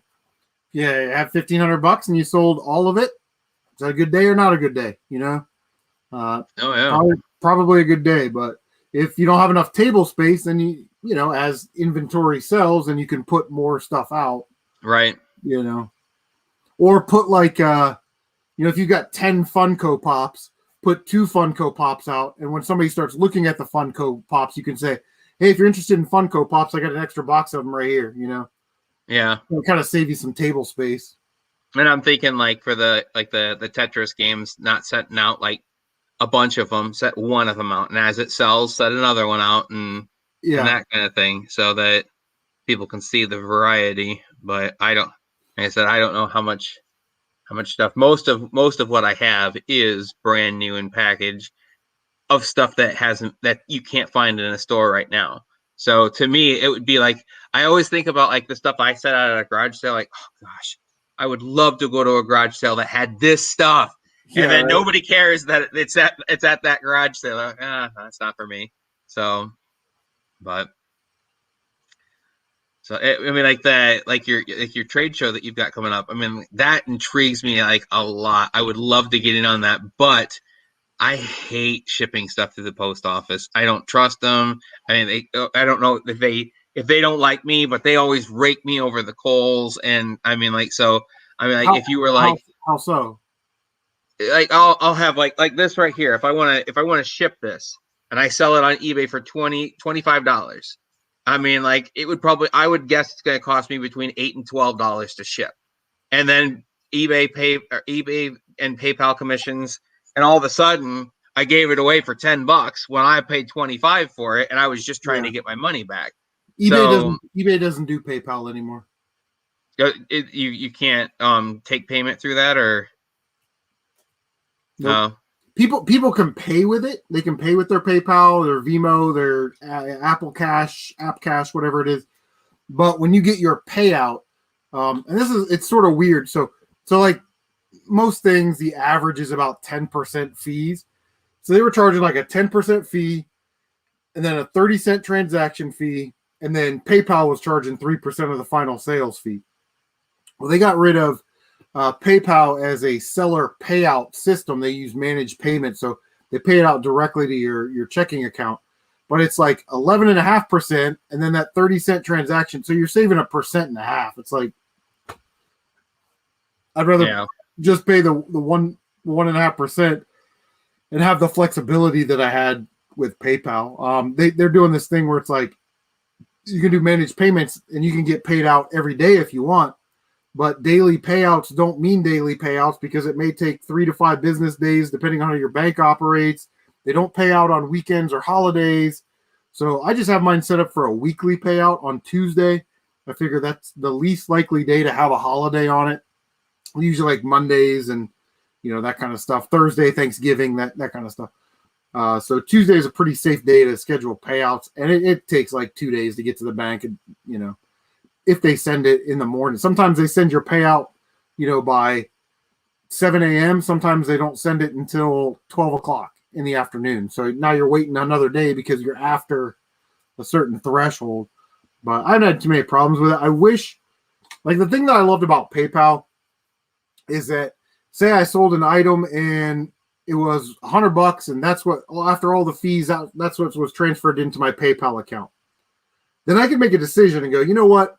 I'm going to take 80 of that and I'm going to put it in my checking account. I'm just going to save 20 back in case I run across a Nintendo manual or something that I need on eBay. I can just pay for it with my PayPal. But now I just dump it all. I've actually done less buying on eBay than I've done in previous years because they just dump it in my checking account. And once it's in my side like gaming fund checking account, it's like it's there. It's locked in there until I need it for something serious, like a Razor Crest. Gotta have it. Can't live without it. Kids didn't eat that week, but I got a Razor Crest. Yeah. So, but they did that change. But I think they still do it. When you start an eBay account, you start selling, you're on like eBay probation for like 90 or 120 days or something until they can sort of indoctrinate you into the managed payment. Everybody's supposed to go to it by July 1st of last year, and that didn't happen. They didn't make me do it until November. And then some people actually didn't do it until January, February of this year. So, but yeah, I miss the old PayPal with the eBay. And what always gets me is that 30-cent transaction fee for eBay. Why am I paying you 30 cents for a transaction fee? It's not like there's a secretary that's licking a stamp, putting my check in it, and mailing it to me. It's not like there's somebody that actually physically has to sit there and push a button on Tuesday to send me my payout. Right. What am I paying that for? Yeah. So I mean, like, getting back to the trade show thing, I think that it would be a lot of fun to set something up like, okay, well, we're going to meet at this park between these hours, and anybody in this area just bring what you got and set it out, and I mean, like, do some trading and swapping, like I don't know if you got into sports cards as a kid, but I mean, like, me and my buddies, we'd all get together, and I mean, it was like managing funds at a stock market. I mean, like, it was crazy. Like, all right, well, I'm interested in that and that, and so I mean, like, you'd have like 3 and 4 guys. Like, okay, so I'm going to give him this, you're going to give me this, and this person's going to, and we would figure out a way to make everybody work, and everybody get what they wanted, and so, but yeah, it's how we learn negotiation and social skills. Yeah, I don't know what the kids but it's cool now, because Retro Heck already messaged me and he said, "Hey, hold this, hold that, hold that, hold that, hold that." And the last time Retro Heck and I did a trade, I traded him a turbo, like on Livestream, traded him a TurboGrafx 16, some games. I traded for some. He gave me some like sealed limited run games. Like, it was absolutely nuts. But yeah, so you've already got stuff on hold for him. And video game collector Tony Morales is talking pretty tough. He wants that copy of Rule of Rose on PS2 right there. And he's already put in the kitty Stunt Racer 64 on N64, which is like a $500 game. Sealed copy of DuckTales 2 on PS3. Like, he's building a little pile. Like, he wants that sucker bad. It's about an $800 game. Really? So hopefully we'll have some action. Most of it's like, hey, man, I got these Nintendo Commons. What do you got? Oh, you got Super Nintendo Commons? I actually need like 5 of those. Let's just do it. I'm getting this out of my house, and I'm getting something in. Because most of this stuff has been sitting here for a year and a half, 2 years. Yeah. So, yeah, it's always a good time. It's a good excuse to get rid of some. Have you posted a video showing all the things that you're putting for offer on the trade show? I did. It was in the trade show announcement video. Okay. I think I was aware that there was a trade show announcement. I just didn't. Apparently, I didn't watch. Oh yeah, here we go. You didn't watch the video. That's fine. Yeah. That's fine. That's fine. No, that's cool. Yeah, that'll be a good time. That's next week, right? Next Saturday. That'd be fun. Yeah. Did you see my video on my Seinfeld Funko apartment find? I did. I saw those. I never watched Seinfeld. I've never watched one episode of Seinfeld. Really? Wow. Or Friends or Sex in the City. Like, there's a lot of TV shows. I'm just like, that's not. But I did see it was so funny. I saw you posted a pickup video, and I hadn't had a chance to watch it. And about every 5 to 7 years, I get the hankering to watch Star Trek Next Generation again on Netflix. I'll just like binge watch it. And I was turning that on. I'm like, oh, let's see what he's up to over here. What kind of shenanigans we got going on. And he picked up all those awesome Star Trek toys. Yeah. So I was like, that's pretty sweet. let me see if I can find it here.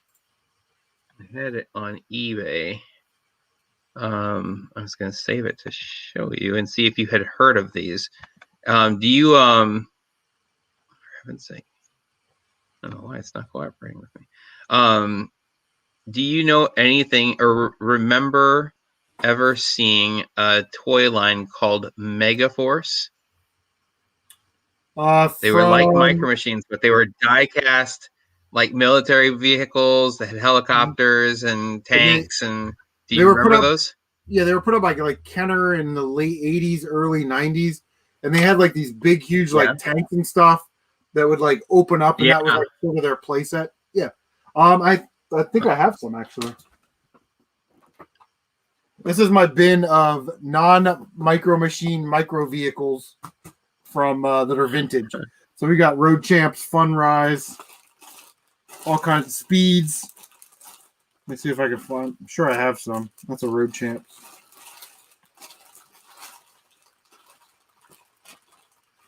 Oh, this isn't going well. Let's do this. Just dump it out on the floor. Yep, there's one. I know I had I've got like 4 or 5 of them. A couple of them are the same. This is by the way, pro tip: I get a bunch of these bags, and my little vehicles, I put them in there, and then I take a little piece of paper and I write down what it is. 1989 Megaforce Kenner KPT 89 VROX anti-aircraft tank.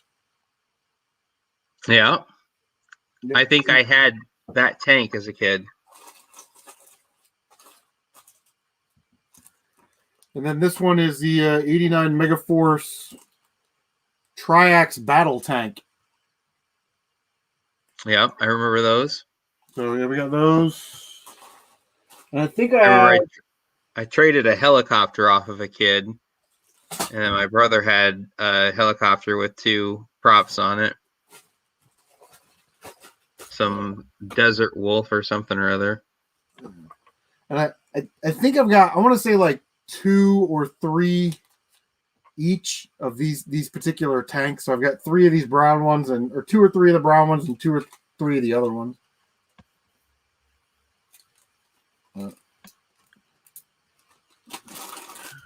There's all kinds of stuff in here that they used to make back in the, because I only had micro machines, but you know, Fun Rise and Road Champs, and then there was a Moose Mountain Toy Limited or something. They made micro vehicles. This is the one that I found on eBay. They've got the helicopters and the tanks, but they're all still new in the package. So, Yeah, what are they asking for that? There's 6 packages, and I think they're asking $80 for all 6. So, okay. I mean, it hits or best offer, and if I do make an offer, it's not going to be. I'll be like, I'll give you $10 a package for them since they're new in the package. But if it was an open lot, I'd probably do less than that. But yeah. I see that all the time on Marketplace. People like old micro machine lot, and I look at them like, okay, out of the 20 cars there, only about 8 of those are really micro machines. The rest are Fun Rise or Road Champs or something else. I'm like, my favorite one is the Batman micro machines from 1989. I'm like, micro machines never made Batman toys. Those were made by Ertl. Like, yeah, I had those too. The Joker bread truck and the Batmobile and the Batwing, and yeah, that was a good set. But I think one year on the trade show, like if I'm not mistaken, Power Player Paul and I did a trade, and he sent me a Sega Saturn with maybe like a couple games, and I sent him like a sealed copy of Sin and Punishment on the Wii, Eternal Darkness on the GameCube. You know what I mean? So we do have some good trades. And he's like, well, listen, man, this thing's going to cost me like, almost $15 to ship. I'm like, what do you want me to throw in? He's like, how about that Sin and Punishment that's sealed on the Wii? I'm like, perfect. Get it out of here. I've had it for, 8 months. Nobody's wanted it. And I got it for like $3 or $4 at a thrift store. So if that's what you need to seal the deal so I can have a Sega Saturn, okay. You know what I mean? So yeah, it's pretty interesting. So you say you've got a buyer lined up on Sunday for your Xbox 360? Yeah, they're supposed to come pick it up. He said he's out of town, so he can't be back until Sunday. So I just lowered the price on that to $60, and it's got a couple games with it, NBA and like Halo Reach or something. But again, that's one of those things where I've had it for a while now. I bought that lot for $60. I sold the NBA 2K8 on 360. I sold that for $120, and then I sold the bulk Lego for like $30 or $40. So we've doubled, almost tripled our money on that lot. So this 360 has been sitting here. Let's get it out of here. I actually changed the disk drive belt on it. Works perfect. Took it apart, cleaned it, all that stuff. So she's ready to go. And it's weird that he emailed me because I was thinking about heading out to Newark. We're going out to Newark tomorrow, apparently, because somebody's got to go get their driver's license. Ass. Oh, sorry, I wasn't supposed to cuss. But I was going to take it out to Newark with me and just trade it into a game store because I think the game stores sell them for like 70 or 80. And the guy at Maxine's usually gives me about 50 or 60% in trade credit. So I'm like, well, the lot's already paid for itself. I'll take this in, get my, what would that be? 50% would be $50, let's say, or $40, say like $50 in trade credit. I would just buy a $50 game that I didn't have in my collection. You know what I mean? So, yeah. And then it's his problem. Not that there's any problems. Do you have a pretty good success rate of, okay, we set up a time and this guy's not going to stand me up or tell me 5 seconds before we're supposed to meet, I'm not going to be able to make it, this happened or whatever? You feel like, no, we've got a date and I expect he'll be there and I'll get paid? Yeah, and the entire time I've been selling on Facebook and OfferUp and Craigslist and whatever, I've only had that happen once. There's a Goodwill like 2 traffic lights away, so I'm like meeting the Goodwill parking lot, and if they decide they don't show up, then I'm just gonna go into the Goodwill, you know what I mean, or the gas station, which is right across, the dollar store. Everything's pretty close out here. But or it's like, I work at this location, which is in a different county, so you can meet me at work between 9 a.m. and 7 p.m. I'll be there. If you don't show up, then I had to be there anyway. One time I had this guy, I had a bunch of Lego stuff, and he kind of semi had it priced at eBay. It was all under eBay by more than a little bit. Like if it was a $50 set, he had it for like 30, you know what I mean? So you get a good deal. So I set up a time. I'm like, listen, dude, I want this. And of course, it's one of those PM me for price. I'm like, dude, I want these like 10 sets. And he's like, oh, well, I was like, the best thing to do, here's my YouTube channel. You can watch my YouTube channel. I'm not trying to scam or do anything crazy, but I'll tell you that I want to buy that $30 set until I get there and I turn it over and the back of it's all water damaged. It's like, okay, well, I don't want that. You know what I mean? So I was like, the best thing to do is maybe just put everything in your garage. I'll come over, lift up your garage door. We'll go in the garage. I'll bring a bunch of cash and we'll work on it. And he had a Grand Admiral Thrawn minifigure loose, and that figure is going for like $100 or something right now. It's crazy expensive, but he didn't really know it. So I didn't want to tell him exactly what I wanted. I just kind of wanted to give him a little snippet, like, hey, I want kind of this stuff and these stormtroopers, and But I actually went to go pick up a Micro Machine lot and maybe another Lego set, and he messaged me. He was like, and he told me he was the one that set up the time. Yeah, 3:30. Okay, cool. It's like 3:25. Hey, just double checking, making sure we're going to still meet up today. Oh, yeah, sorry, I can't. But in that case, I was actually out picking up something else anyway, so it wasn't really. My friend Tyler has that happen to him all the time where somebody determines their time and their meeting place, and he shows up and they're like, yeah, sorry, couldn't make it. Kids are sick. I'm like, really? Your Facebook profile says you're single and you don't have any kids. You know what I mean? Like, I had one guy that I was selling a Lego display, like a store display. Mm-hmm. And there was a guy, he was probably an hour and a half away from me, and I'm usually really specific about, I'll meet you in my town or near it.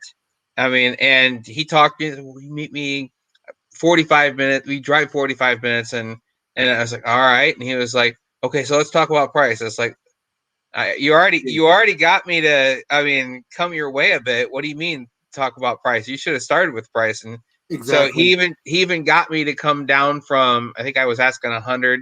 He said he talked me down to, I think, 70, and I was like, all right, fine.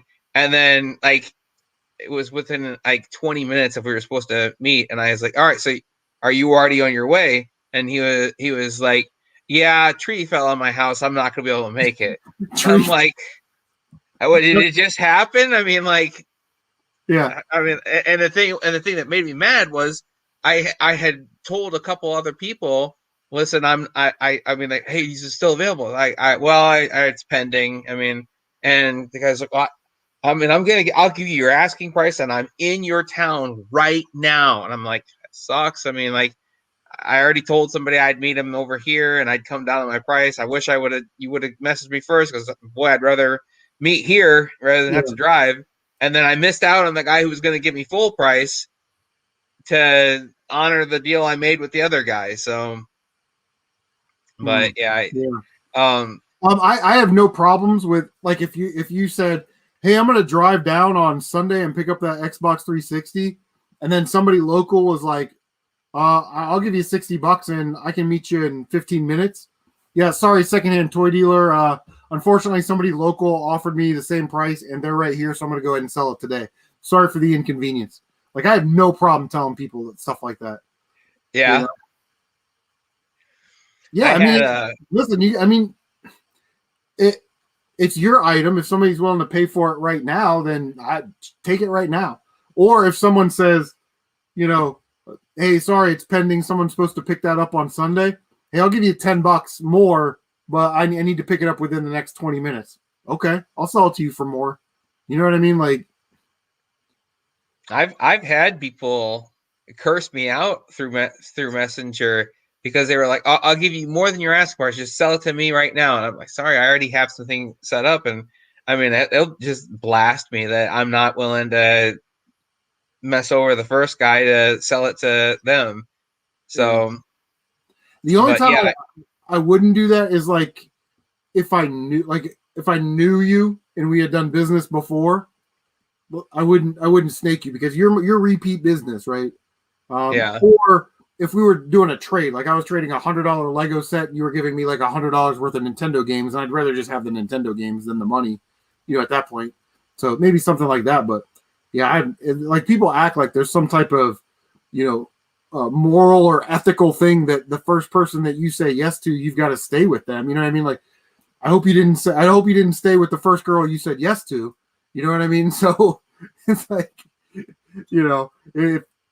be practical about it. This is how you pay your bills, and this is how you feed your family, and this is how you put gas in your tank to get to work. So if somebody's going to give you money Friday, or you can wait until Sunday on a maybe, you better take it on a Friday. It's just, I've gotten to the point where I tell people, listen, I'm up front. I will set up this time to meet with you, but if somebody else comes along, I've had too many people burn me, and so I tell them in advance, listen, I'll set it aside and I'll let you know if anything changes. But you got to understand, if somebody's going to come along with cash in hand sooner, I have to go with them because I've had too many people just leave me in the wind when we had something set up. So yeah, I always double check. So like that 360 a month ago, somebody messaged me and said, hey, can we pick, it was like a Tuesday, can we pick this up on Saturday? I said, sure, no problem. I'm in Pataskala. What part of town you on? They told me where they were. I was like, hey, about halfway is this Half Price Books, which is by a Meyer and a Target. I was like, that's about halfway. Do you want to meet there at like Saturday morning? And he's like, well, we won't be home until Saturday afternoon. How about that location is great at 3:30? No problem. I'm off on Saturday. So he messaged me like the day before, and he's like, yeah, sorry, we got to pay some bills. We're not going to be able to pick up the 360 and this and that. And I'm like, if you're living hand to mouth and you don't have $75 to buy luxury items, then you shouldn't even be on Facebook messaging people about items. Like you've got some other things going on to where maybe you should take that $75 and sort of invest in your home and you or something instead of an Xbox 360. But Yeah, those are really. I always double check like an hour or two before, like, hey, just double checking, making sure, you know. Well, I find that Facebook Market or the Facebook Messenger, like I can send something and they may not get it for 20, 30 minutes. I Yeah, mean, that it won't show up in their side of Messenger. So there have been a few times where I've said, I'm driving like an hour to meet you. Can you send me your number? I can text you. That way, if we lose service in Facebook Messenger, I mean, I can still get a hold of you. So, yeah, yeah. I don't know if I've ever driven that far. I mean, I sort of live in the country, but we're like in between Gahanna, Pickerington, Reynoldsburg, Newark. Like all those places are only about 20 minutes away. And yeah, then I work in a different county, so when I drive 40 minutes to work, if I have to go pick up something after work, again, it's only like 20 minutes out of the way. So yeah, I've never driven that far. Yeah, I'm not sure if I would actually. yeah. You can't think of any item that you would drive that far for? Like it would literally have to be something like you have a $3,000 lot of stuff to resell and you want to sell it for like $1,200, and I'm like, okay, well, $1,800. It's all at your house. I can just meet you at your house, throw it in my car, give you the money, and leave. Yeah, because I know for $1,200 you're going to be there. Yeah, yeah, But I'm not driving an hour away to pay $50 for 20 pounds of Legos or something. You know what I mean? Which is a right. phenomenal deal. But I'm just not doing it. Not unless I see something in those that would be valuable, like a Grand Admiral Thrawn figure, Zeb Aurelius. Some of the figures that I have back here. These specialty figures that came in only a couple sets. The Lego Fest 2014 Max, or something like that. Yeah, I don't even know then, but yeah, there's just really not a lot. It would have to be a big buy for me to get motivated to drive over an hour to get there. Oh, we got a comment. Surf So Blue, true. Surf Blue in the house. Oh man, Surf Blue's been a subscriber of mine for a long time, at least a week. Yeah. He's probably been a subscriber of mine for 3 years. I it was last weekend on your live stream hangout. Have you ever had more than that many? You had 5 people at one, including yourself. You had 5 screens in that StreamYard. Would you say that was your um would you say that was your most people in one live stream? In StreamYard, yes. The old way to do it was through a service called Google Hangout. And Google Hangout could allow you to have like 8 or 10 people in your live stream. And it was weird because you'd post a link in the description and then they would just be in the stream. So you get all kinds of people like flashing themselves and talking stupid. And at least with StreamYard, there's a check and balance system, right? There's a backstage area. And you'd be like, who are you in the private chat, and try and figure out, who that person is. That way, it's come to my attention that anybody that you sort of trust, give them a mod wrench, and that way you know exactly who they are if they show up in the backstage area. Like someone didn't create a fake account, with my picture on it. And then you click on it and it's like somebody's butthole or something. You know what I mean? which happened to Retro Bro. Somebody came in his stream and flashed their wiener. But in the Google Hangout, you could have up to 8. And what I learned, sorry to get back to your question, was in these types of Hangout style live streams, you really need to sort of limit the number of people that get in there because they talk over each other and then you don't understand what's going on. Right. You're hearing maybe at a delay. Like Matt sometimes hears at like a 3 or 4 second delay. So, I'm done talking and then you start talking and he heard that I stopped talking. So now he's going to start talking and he talks over you. So you really have to kind of control that. And then also too with live streams, man, like as your channel grows and you start having like gaming people in here and toy dealer or toy people in here and Lego people, you want to make sure that you have people that can talk and talk about subjects, because the worst thing you can have on your stream is dead air. Your stream can look pretty. It can all be in like 4K HD with surround sound, and you have all the little bells and whistles going off, or, but if everybody's just like, yeah, that's a cool Nerf gun. Yeah. It is literally the worst thing for the stream, especially if you ever think about joining some type of podcast network where you take your live streams and then you just transfer the audio over to the podcast site. When somebody's listening, imagine when you listen to the radio and there's dead air, it sounds terrible. You're like, something wrong with my radio computer? What is going on? You know what I mean? So, well, I listen to a lot of like toy hunting pickup videos. When I'm at work, we've got Wi-Fi, and I'm just sitting there kind of like mindlessly doing my task.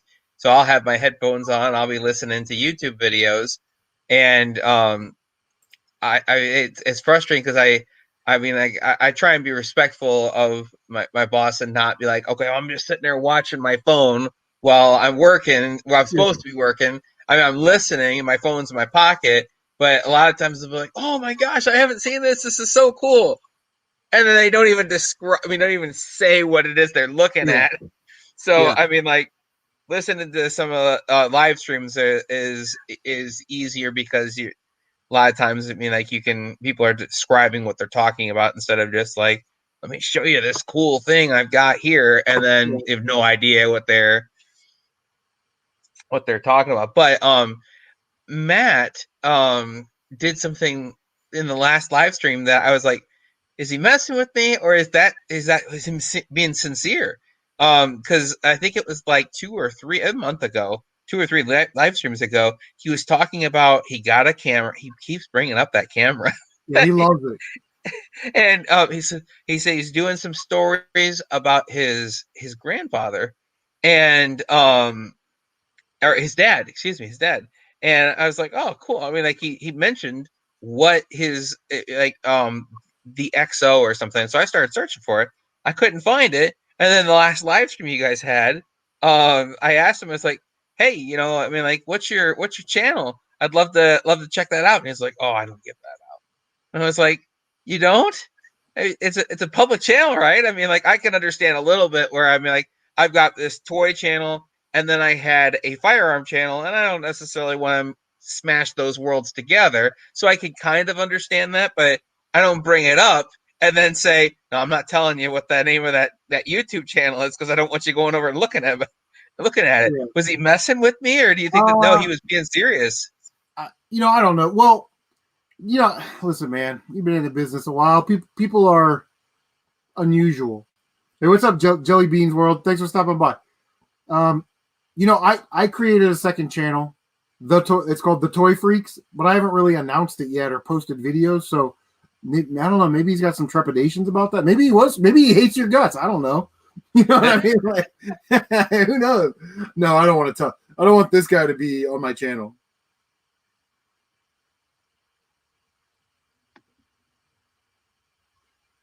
Great question. I want to know the answer to that too.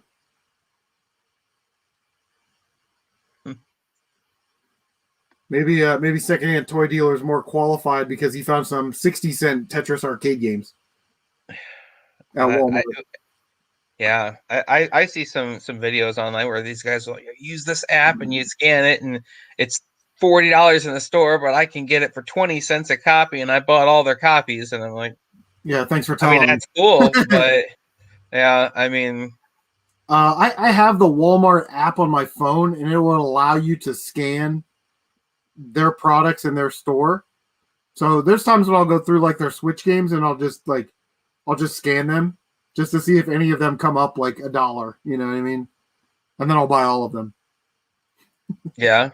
No. How does that work? Have you ever found a price that's different on Walmart.com, and it's different than the price that's in the store? How do you get that price of the Walmart.com? You got to tell an associate, hey, I want you to honor the price that you have on your website, or? Well, it's just a matter of take it to the register. And so when I bought Star Wars Pinball on Switch, it was on the shelf at $19.99, right? Because that's what. But when I got it to the register, it rang up like $13. Okay, we'll just pay the $13 and get out of here. If it would have rang up like $19.99, but I had looked on the app and it was, $13 or whatever it was, I'd have called a person over and be like, "Hey, this is on the online for $13." Then they would have overrid and repriced it or whatever. But yeah, usually I just go up there and ring it up, and it'll ring up. And if not, I'm trying to see which those micro machines all rang up. the Edge Nerf gun here was a $40 Nerf gun, and they've got it marked down to $30. And I have one in the package for display, but I've always thought that was a pretty cool one that shoots the rival rounds that I've wanted to get. It's that shotgun style. I was like, I'm gonna get that, and they had it priced in the physical store at $40. I've never asked them, hey, honor the price that it's online. So, well, I'll mess with it tomorrow or something. Yeah, well, when I bought my ATST Cara Dune sets, excuse me, Target still had them at like $49.99 or something, and I went over to the customer care counter and I showed them that Walmart was selling them for $40.99, and they immediately gave me the discount. Really? Yeah, they just gave me $10 off each one, and even the lady goes, "Oh, but the Walmart website says that they're out of stock, so we don't have to, like, if they don't have it, then they're not selling it at that price because they don't have it, but we'll give it to you for $40.99 anyway." I'm like, "Lady, stop jerking me around. Just are you gonna do it or not? Because if you are, you're wasting my time by telling me about out of stock and this and that. Just ring them up, sweetheart." Did you hear me talk about the Seinfeld Funko Mini Moment display box that the Target lady wouldn't let me take? There was only 6 of the Mini Moment boxes in this cardboard box, and I said, I want to buy all of them. I'm going to buy. There's 6 of them in a set. You have all 6 of them for the set. I want to take the whole set. I don't have a cart, and I already have 2 things in my hands. Instead of running up front, getting a cart, coming back, and hoping nobody's gotten these or picked these up, can I just take this this display? And she said, absolutely not. And I was like, what are you going to do with it? She said, I'm going to recycle it as soon as you take those 6. And I was like, I mean, like, will you at least let me carry it to the front this way? And then if you got to recycle it, fine. I mean, I'd love to have it because I display this kind of stuff. But she's like, nope, you cannot take that. She said, honestly, I'm not even sure if they're going to let you buy all 6 of them because of the Funko demand. She said they sometimes limit you to 1 purchase per visit. So, but I think that that was at least I presume it only applied to like per UPC. So if there was like an exclusive Funko Pop that I wanted to get, and it was Target exclusive, it just released, I'm like, I'm gonna buy all 10 of them and then mark it up. I mean, they just want to try and head off the people that are scalping and keep that from. But so she was saying she told me that they can't allow us to have that stuff because it's copyright. There's a copyright on it, like the pictures on the side of the box. I mean, we're not talking about like a nice display that it freestands or anything. It was like literally all it was a tray that these 6 boxes fit into. So I mean, it wasn't even all that exciting to have for the collection in a display, but I thought, just to have it in case I want to display it that way would be nice. And no, she completely told me I couldn't have it. She wasn't even super friendly about it either. I mean, like, because did you ask the lady at the register or like some lady? No, it was the lady that was stocking toy stuff. Yeah. So I mean, like, I said, I led with, "Hey, do you mind? Can I ask you a question over here real quick?" And she said, "Not today." Nope. And I was like, "If you're messing with me, it doesn't feel like you're messing with me. I mean, Yeah. I think she just had a weird sense of humor that, I mean, but no, she was not about to let me take that display. So You would think that they would want you to take those out of the store unless there's some legal reason, because they technically they pay for their recycling to get picked up, and they pay by the pound. So the less that they put in there, the less they pay in recycling. right, I've done it this way before. I don't ask the people in the toy aisle, or I don't ask managers. I just take it up to the register, and I'll give them like the 5 or 6 items from the box, and then I'll just leave the box in the cart and go, I got 6 of these. Here's 1, 2, 3, 4, 5, 6. They were in this display box, so I just figured you guys are going to throw it out, so I'm going to take it. And usually the people at the register, they don't care. They don't know, and they don't care. They just want to ring you up, get you out of the store, so they can go back to doing this. You know, so I don't know, maybe try that. I'm having a hell of a time. I want to find some Jazzwares boxes, some shipping boxes, but I never see them. And when I ask about them, they're like, nope. Yeah, it's because they're lazy and they don't want to go back there. Is really what it is. But yeah, I don't know why they get so bent out of shape about it. I asked the manager of the GameStop.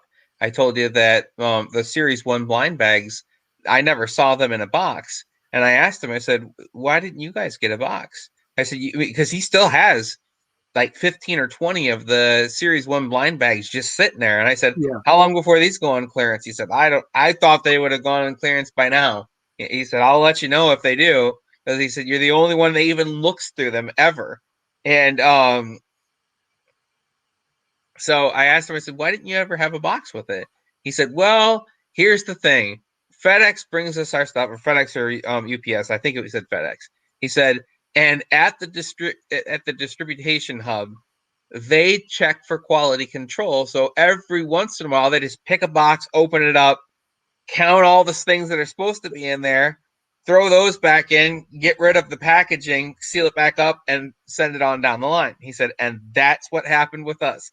He said, he said, I hate it when they do that, when they, especially with the blind bag stuff, where he said, now I don't have anything to set these things out in. Yeah. I had this nice little display to set it out in. Now I got to figure out what to do with it. Well, so he said, sometimes I just take an old display that doesn't have anything to do with the item that I'm selling. And people are like, where's the stuff that's supposed to be in the box? And he's like, I don't have that anymore, but I needed the box for this thing. And they're like, yeah. So, Jelly Beans World says I'm too scared to take the boxes, but I might now. Hey, put it in the cart and just do this. Yeah, I was just buying the rest of them. I thought you guys were going to throw the box away, so I just thought it'd be okay if I just take your trash with me, And what are they going to do? Say no? Okay, then they say no. If they go, oh, okay, whatever, then there you go. Those Micro Machines Series 2 blind bag boxes, they were selling there for a while for $80. Just the box on eBay. Really? Well, and I feel like, if you're going grocery shopping and you're going to pick up 16 cans of green beans, ramen, and they've got those boxes, you just pull the whole thing out and set it down. Nobody says anything to you about it. So, I mean, and I was talking to my cousin about it, and he said, you need to stop asking. And if they just stop you at the door, just say, oh, I thought I could have it. Here, I'm sorry, no trouble. Just take it. I mean, just an empty cardboard box. I just thought it was trash. So, yeah. Surf Blue, do you guys ever ask GameStop? I've been starting to ask, but so far I haven't got anything. Ask about product. Listen, like I always say this, I say it 1,000 times a year on my channel. You've heard it 3,000 times now since you've been a subscriber for 3 years. You got to make those connections. You got to build those rapport. And if GameStop, as evil as a company as they are, if they have product that you want, you have got to get to know the managers and the store employees. I call my boy Adam. Hey, Adam, did you get Series 4 Micro Machines yet? And he'll say yes or no. And the last time he kind of made me mad because I told him I was coming to pick up the box. And what did he do? He opened it, put it on display, and then when I went in, I picked up like, why did you open this? You knew I was coming to get it. Keep it sealed so I can sell it on eBay for, those things are going for like $250. Like, what are you, crazy? You lost control? But yeah, it's crazy. Surf Blue says he's never seen those Seinfelds. Yeah, I don't know. It's craziness. I think that they've got to be Target exclusive because I haven't seen them anywhere else. But I mean, like I've got a video posted on all of them assembled, but each character comes up. I went the wrong way. Each character. This is the Kramer, and each character comes with a section of the apartment, and you can assemble it all together into Jerry's apartment.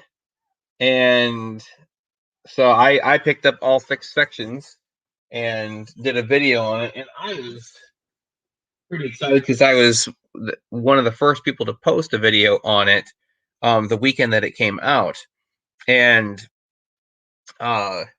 most people, I mean, like, oh, let me show you the packaging, and then they're like this far away from the camera, and I went and built a little white background box and set everything in there and got nice close-ups. And so of the first 10 videos, I want to say that mine, I feel, was one of the best, showing you a close look at it. And I don't know what do I have on it? I think last I checked it was like 200 views in a week. So I mean, like, I don't think anybody's getting a lot of views on them just yet, because I don't think a lot of people realize that they're out yet. But let me see here.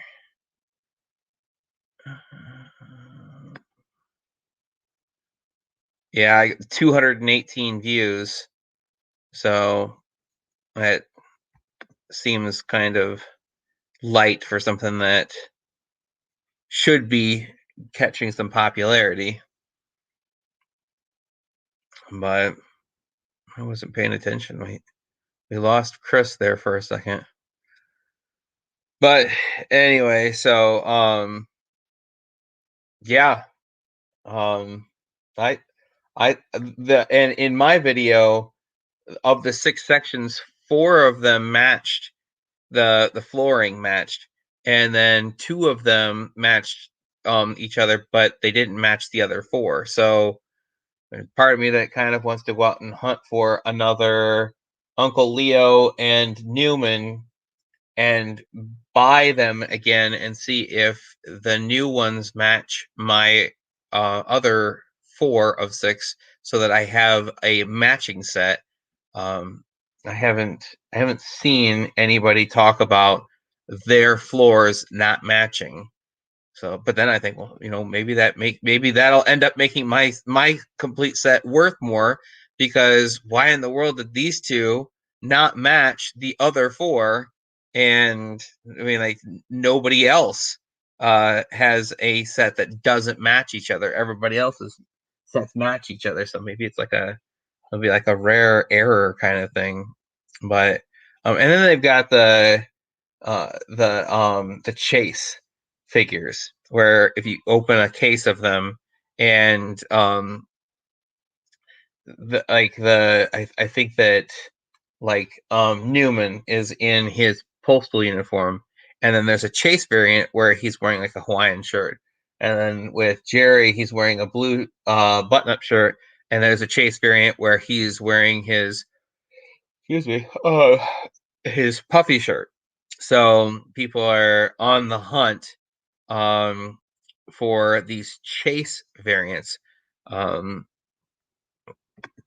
The cost, I was surprised, because a Funko Pop is the packaging for a Funko Pop is a little smaller than these mini moments are, and they are like $8.88, and these were like $6.99. So they were like $7 per mini moment, and I was pretty pleased with the fact that they were less than a Funko Pop is. So, and I mean, I do a video showing each character and each section of the apartment, but they're smaller than the Funko Pops, the little guys. They remind me of little people, like that little kids would play with. There's no articulation, no swiveling head or anything like that. It's just a little figure. But anyway,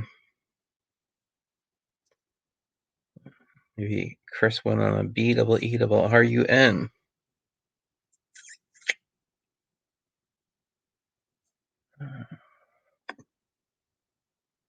Let me bring this up.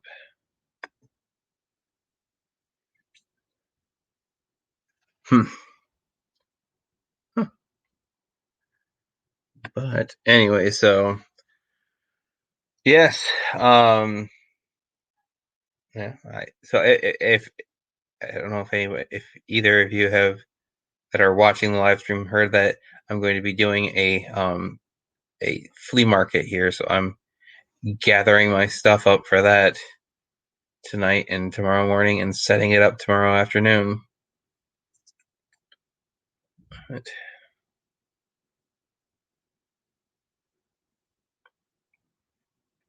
I almost want to do a video where I just lay out all the stuff I'm taking and then show it, but then I feel like I might get people that are hoping that I'll attend the trade show and be like, oh, bring that, don't sell it, and I want to trade that off of you. And that's another thing. I don't know if Chris can hear me or not, but with the trade show, I mean, like I used to sell like stuff on Arms List. I don't know if you ever got into that, but like, okay, I've got this pistol here that I'm going to trade. I'm open to trades.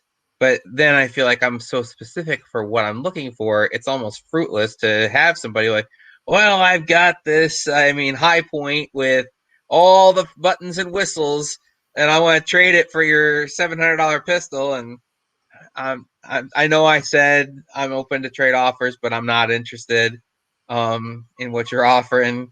What are you interested in?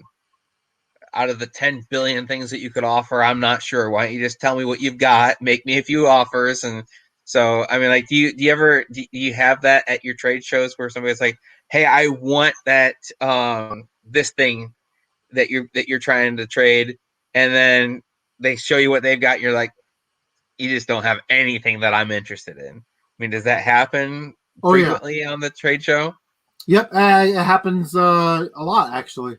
Really, like, if you watch the trade show announcement video, it's like, this is all the stuff that I have. I mean, I can't show everything because it's like, this is all the stuff that I've got doubles of now. I want to get rid of some of my, Saturn stuff, Genesis stuff, Dreamcast stuff. This is what I have there. This is what I'm looking for. But someone may come in and go, listen, I like to do this. If it's $100 game, I want $100 game in return, or like maybe 2 games that are the same value. Okay. That's sort of kind of how I do it. I wouldn't trade like $100 game for, $100 in Nintendo Commons, but I would trade that $100 game for like, $150 or, $160 in NES Commons, because I know I'll be able to sell those Commons off or bundle them with consoles, so it's really sort of up to the person. Someone may say, hey, I want that Gunbird 2 on Dreamcast, which is, I don't know, $150. Would you take these Super Nintendo Commons? Yeah, sorry, I can't. I'm kind of looking for, a game of equal value, or maybe 2 or 3 games that kind of equal that I'm interested in. If you got something to sweeten the pot, because those Super Nintendo games may be equal in value, but they're more common games. I would never trade something like that for like sports games. It would have to be like, oh, I got like, 6 copies of Mario World and 4 copies of Donkey Kong Country, and stuff that I'm going to be able to resell, because I don't really need those games because I already have them. But if somebody was like, hey, I got a Chrono Trigger, do you want to trade it for that? Yeah, sure, no problem. And even if my game's 150 and theirs is like 130 or something like that, but I really want it, I would trade lower for something. And you mentioned earlier about the shipping. It's like, I'm going to trade you $100 worth of stuff, and you're going to send me $100 worth of stuff. Well, if I ordered that stuff off of eBay, I'd be paying for shipping anyway. You know what I mean? So right. It's really sort of a wash. I'm never one of those people that's like, this is $150 worth of stuff, but with shipping, it's going to be priority mail, and it's going to cost about $8 to ship. So I want something that's $158. Like, at that point, I've had this stuff sitting around so long, I'm not worried about the $8 in shipping. I'll just throw it in a priority mailbox that I got for free from the post office anyway, and I'll just ship it to you know what I mean? Like it and people surprise you. They're like, hey, I know you're looking for, Nintendo 64 games, like rare games, but I've got these Nintendo 64 boxes and manuals. They don't have games in them. And I'm like, oh, well, I didn't specifically ask for that, but yeah, I'll definitely take a look. I can only give you a baseline of what I have and an idea of what I'm looking for. But yeah, a lot of times you get surprised. Like Retro Heck wanted all that stuff, but he never told me what he wanted to trade for it. And I'm like, well, Retro Heck's a good trader, so I know he wants it, and I know I'm going to get close to what the value is for it anyway. You know what I mean? And we're going to have a great time. So, do you ever have anybody get kind of like been out of shape about like, no, that's not a fair trade? And get kind of like offended at an offer that somebody made them? Has that happened yet? No, because everybody that comes into the live stream is, I've kind of known for a while, and I've already kind of done trades with. There was one where I had, God, was it Tales of something really long name? It's an RPG typey thing. For PS3, it was like a box set, and Dan from Rebel Gaming Club was like, listen, I got this box copy of Vindicators. I got this game for PS4 and whatever else it was. And I'm like, well, I don't really want to trade like an $80 game, even though those are like complete NES games. I love them. I can't, I love, but I'm like, I don't know. But in the end, I was like, you know what? I'm never going to play this game. It's going to sit here. So hell yeah, let's trade it. Who cares? You know what I mean? We don't have anybody that would come in and be like, hey, secondhand toy dealer, I know you got that $25 Eric Cartman figure there. I've got RBI Baseball on Nintendo. It's like a $3 game. Like nobody's that like that. You know what I mean? Like everybody understands what they're trading for, and they try their best to trade appropriately. Some people like me, I've been blessed. I've got a lot of stuff. And, I buy, sell, trade, and I've got some really nice stuff. Some people aren't in that position. Some people can only afford to spend $10 or $15 a week on video games, toys, and Legos and stuff like that. So they may want something really good that they're never going to get. And they have like common stuff or stuff that isn't worth that much. So I just tell them like, hey man, listen, this is like a $150 game. What you're offering me is worth about 140 or 50 bucks, but in all honesty, I could sell this for 150 and buy those things. So if you've got something that you could sweeten the pot with, or maybe a game that's worth this, then maybe we got something going on. And really, too, it's like they'll be like, okay, well let me think about it. Let me go look for some more stuff. They'll jump out of the stream, and then you'll never hear about it again. You know what I mean? Like they kind of realize that, yeah. Yeah. But for friends and stuff, it's like I've done this with a couple guys before where it's like they've wanted like, I don't know, like a $50 or $60 game, and they're like, hey, right now all I have is like this, and I know you want this $40 game. Would you trade it to me? And then like on one of my next pickup videos or something, if you see something that you want, I can just send that to you. Almost like a blind trade type situation. Yeah. For people that I know, I do that all the time. But it sounds like Oak City has got like this box that he keeps throwing more and more stuff that he's gonna send you someday. Yeah. There's some good micro machines in there. Like I think there was a deluxe micro machine, and the deluxe micro machines are pretty expensive now. I forget what it was, but I was like, yeah, hell yeah, I'll take that shit. Oh, sorry for cussing. Shoot, sorry, I'll take that shoot.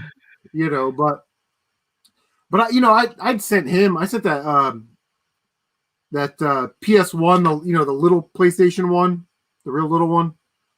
I just happened to have an extra one, and he found that really cool bag for it at like a thrift store or yard sale. I was like, dude, I got the console for that, controllers, everything. I'll send it to you. And then he wanted a copy of Rocket Knight Adventures on Sega Genesis, which is like a $30 game. And I'm going to throw it up on my eBay store for $29.99. There's $3.80 in fees. There's another $5. So it's, dude, I'll just send it to you. Whatever. You know what I mean? Not a big deal.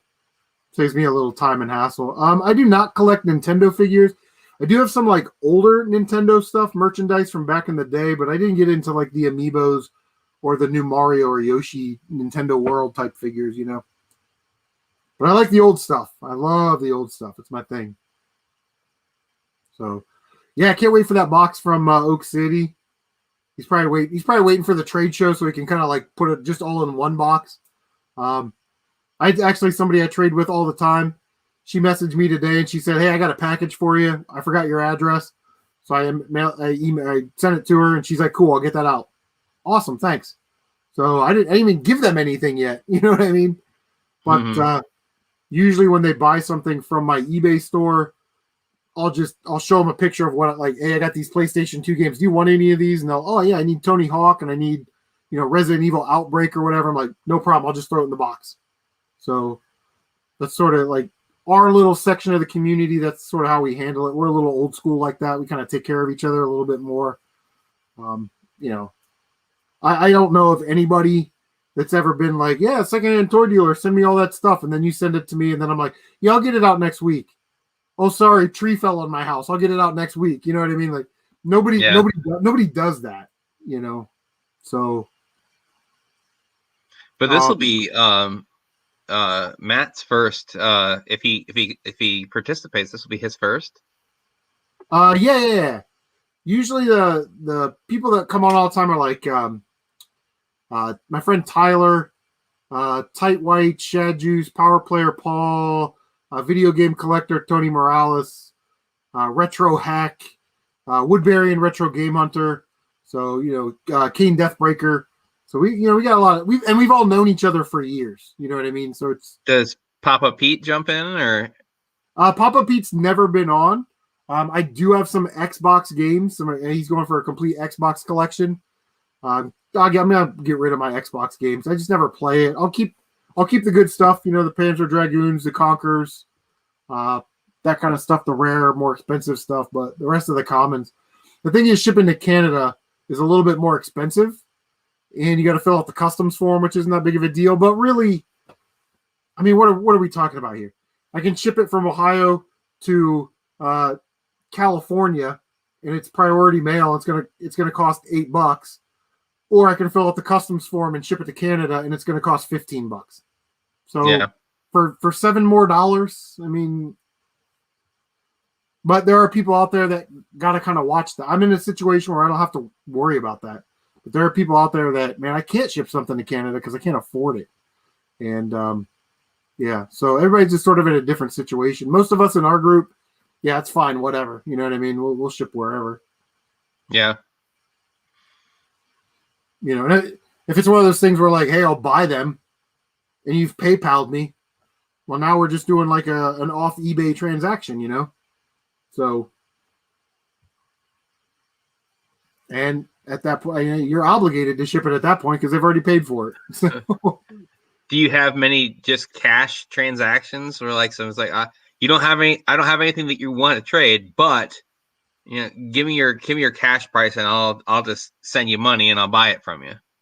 Yeah, we don't really have too many of those. I can only think of like one or two that we've ever had in the 3 years, and that usually comes after somebody will message me on Facebook like a day or two after the live stream, after they've watched it, and like, hey, I noticed you still had Secret of Mana on Super Nintendo.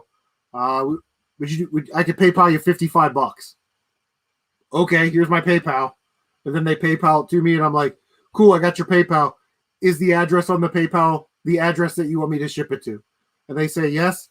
And then I box it up. I go to USPS.com, print off a label, send them a picture of the label, and I'm like, hey, man, I'll take it to the post office tomorrow and have it dropped off by noon, Then you can start tracking it. So, but yeah, usually the trade shows are trade shows, and it's really interesting. If you never watched one, just go back and like watch part of one of the previous ones.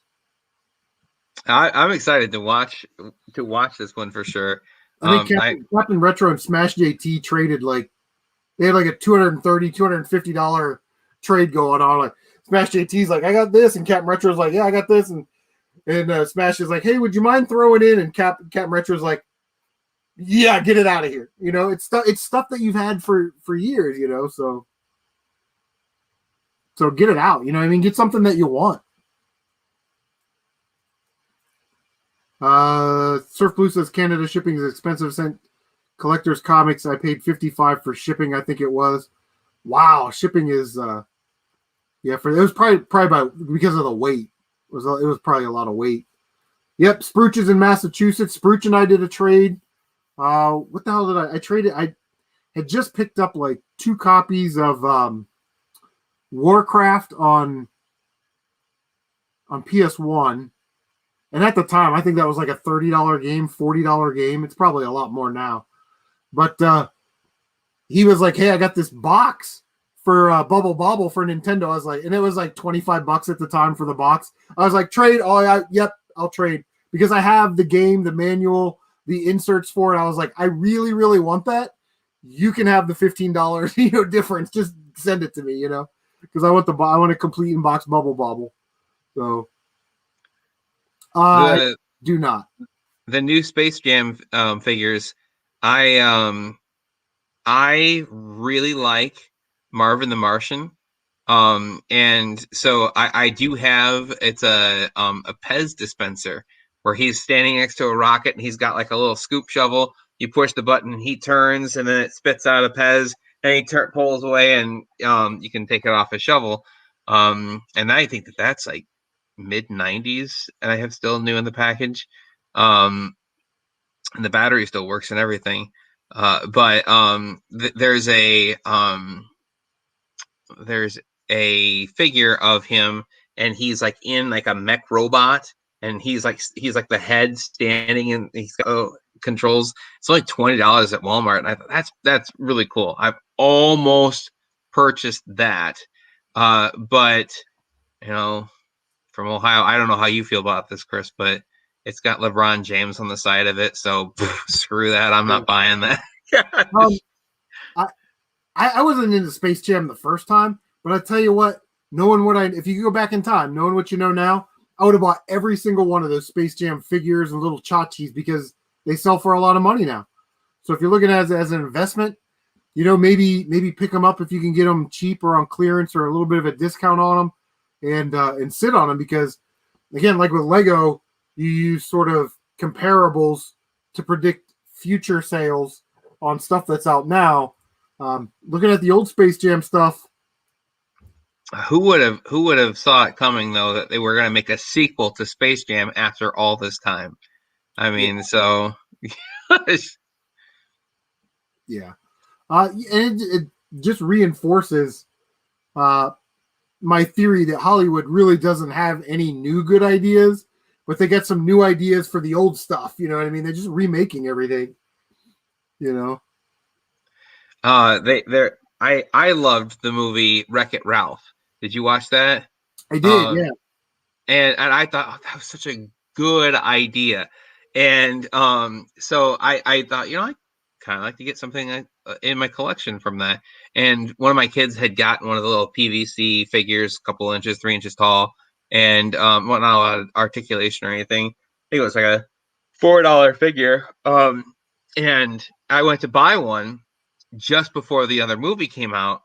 I think I had to pay like $30 for that same figure that I still have now, new in the package in my collection. And then that movie hit, and I don't think it was received as well as the first one was. And then the just prices for all those toys, both the first movie and the second movie, just tanked.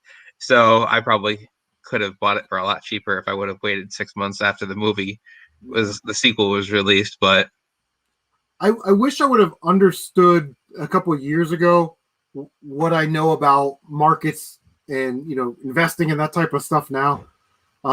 If this is my theory, if you have the ability to go to garage sales and thrift stores and buy big bags of Skylanders and Disney Infinity figures on the cheap, buy them now, because the kids that are 10, 11, 12 years old right now that don't want them, they've outgrown them.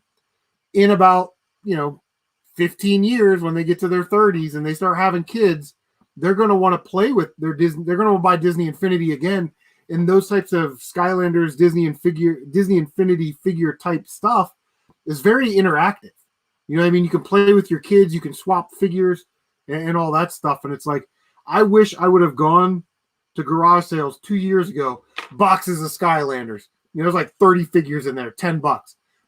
Nobody wants Skylanders. They take forever to sell. Like, I wish I would have just bought them all and stockpiled them because people are gonna want them here in about 15 years. You know, now, I'm an old man. I don't know if I got 15 years left, but you know, as an investment opportunity, you know, if you knew, like the Disney Infinity Hulkbuster, I found that thing for, I think it was like $350 on sale, and they had like 4 of them, and I was like, I'll buy one.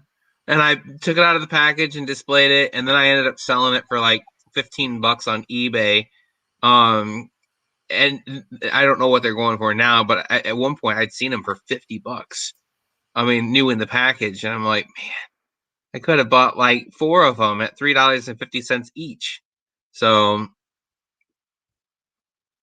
yeah, and you know, the game. If you see Disney Infinity 3.0 out there for like a couple bucks, $3-4, definitely sell them. I bought that lot of Disney Infinity. I think it was a garage sale last year or the year before, and she wanted like $20 for the whole box. And there was a black suit Spider-Man in there. I sold that one for like $35. There was a Black Panther in there that I sold for $20. So yeah, already they're in demand. A Disney Infinity Hulkbuster figure 3.0 Marvel PS3, PS4, Xbox 360, Xbox One, and Wii U. This person is asking $100 with free shipping. So at least you get free shipping. Here's one for $35. Here's one for $19, $26. But yeah, I mean, you get them so cheap at garage sales. And even thrift stores, you know, they'll just bag them all up and they'll sell the whole bag of them, of 20 of them for $20. And it's like, well, that's $1 a piece. That's like yard sale price, right? So yeah, definitely. I wish they would make a new Splinter Cell movie, but they heard they're going to make a Splinter Cell anime. Not sure, but that's what I was told. Surf Blue. I never got into the Splinter Cell series. You know, I heard they're really good though. Really, really good. Depending, I think I had told you about this store a couple of live streams ago. But there's a store over in Indiana, Kokomo Toys and Collectibles, and they sell a bunch of like new, used, old stock, new stuff. I mean, and depending on how well of all of the stuff I'm taking to the flea market, if I sell 2/3 of it, I may just, because my kid has been saying we should go back there, and I said, well, I don't have any money right now to really. I mean, like, if I see a $20 Batmobile at Walmart, I'll buy that, but I don't want to drive 3 hours to spend $20. I mean, if I'm gonna go, I want to have some cash. Oh yeah. And I don't have anything sold right now, so But I thought about messaging them and just being like, hey, listen, I know you're not open on Mondays and Tuesdays or whatever your days are that you're not open. If I make it worth your while and I want to promote your store with a video on my YouTube channel, is there anything you guys would consider letting me come in? And because the first time I was there, I think that they had like maybe 15 people in the entire store, and I mean the second time I went in there, I think there was like 75 people standing in line to check out. I mean, and that was just like people standing in line with all the stuff they wanted to buy to check out. I mean, it took me 20-30 minutes to get in line and get to the front and pay. I mean, it was like Black Friday at Walmart. It's crazy. Yeah, right.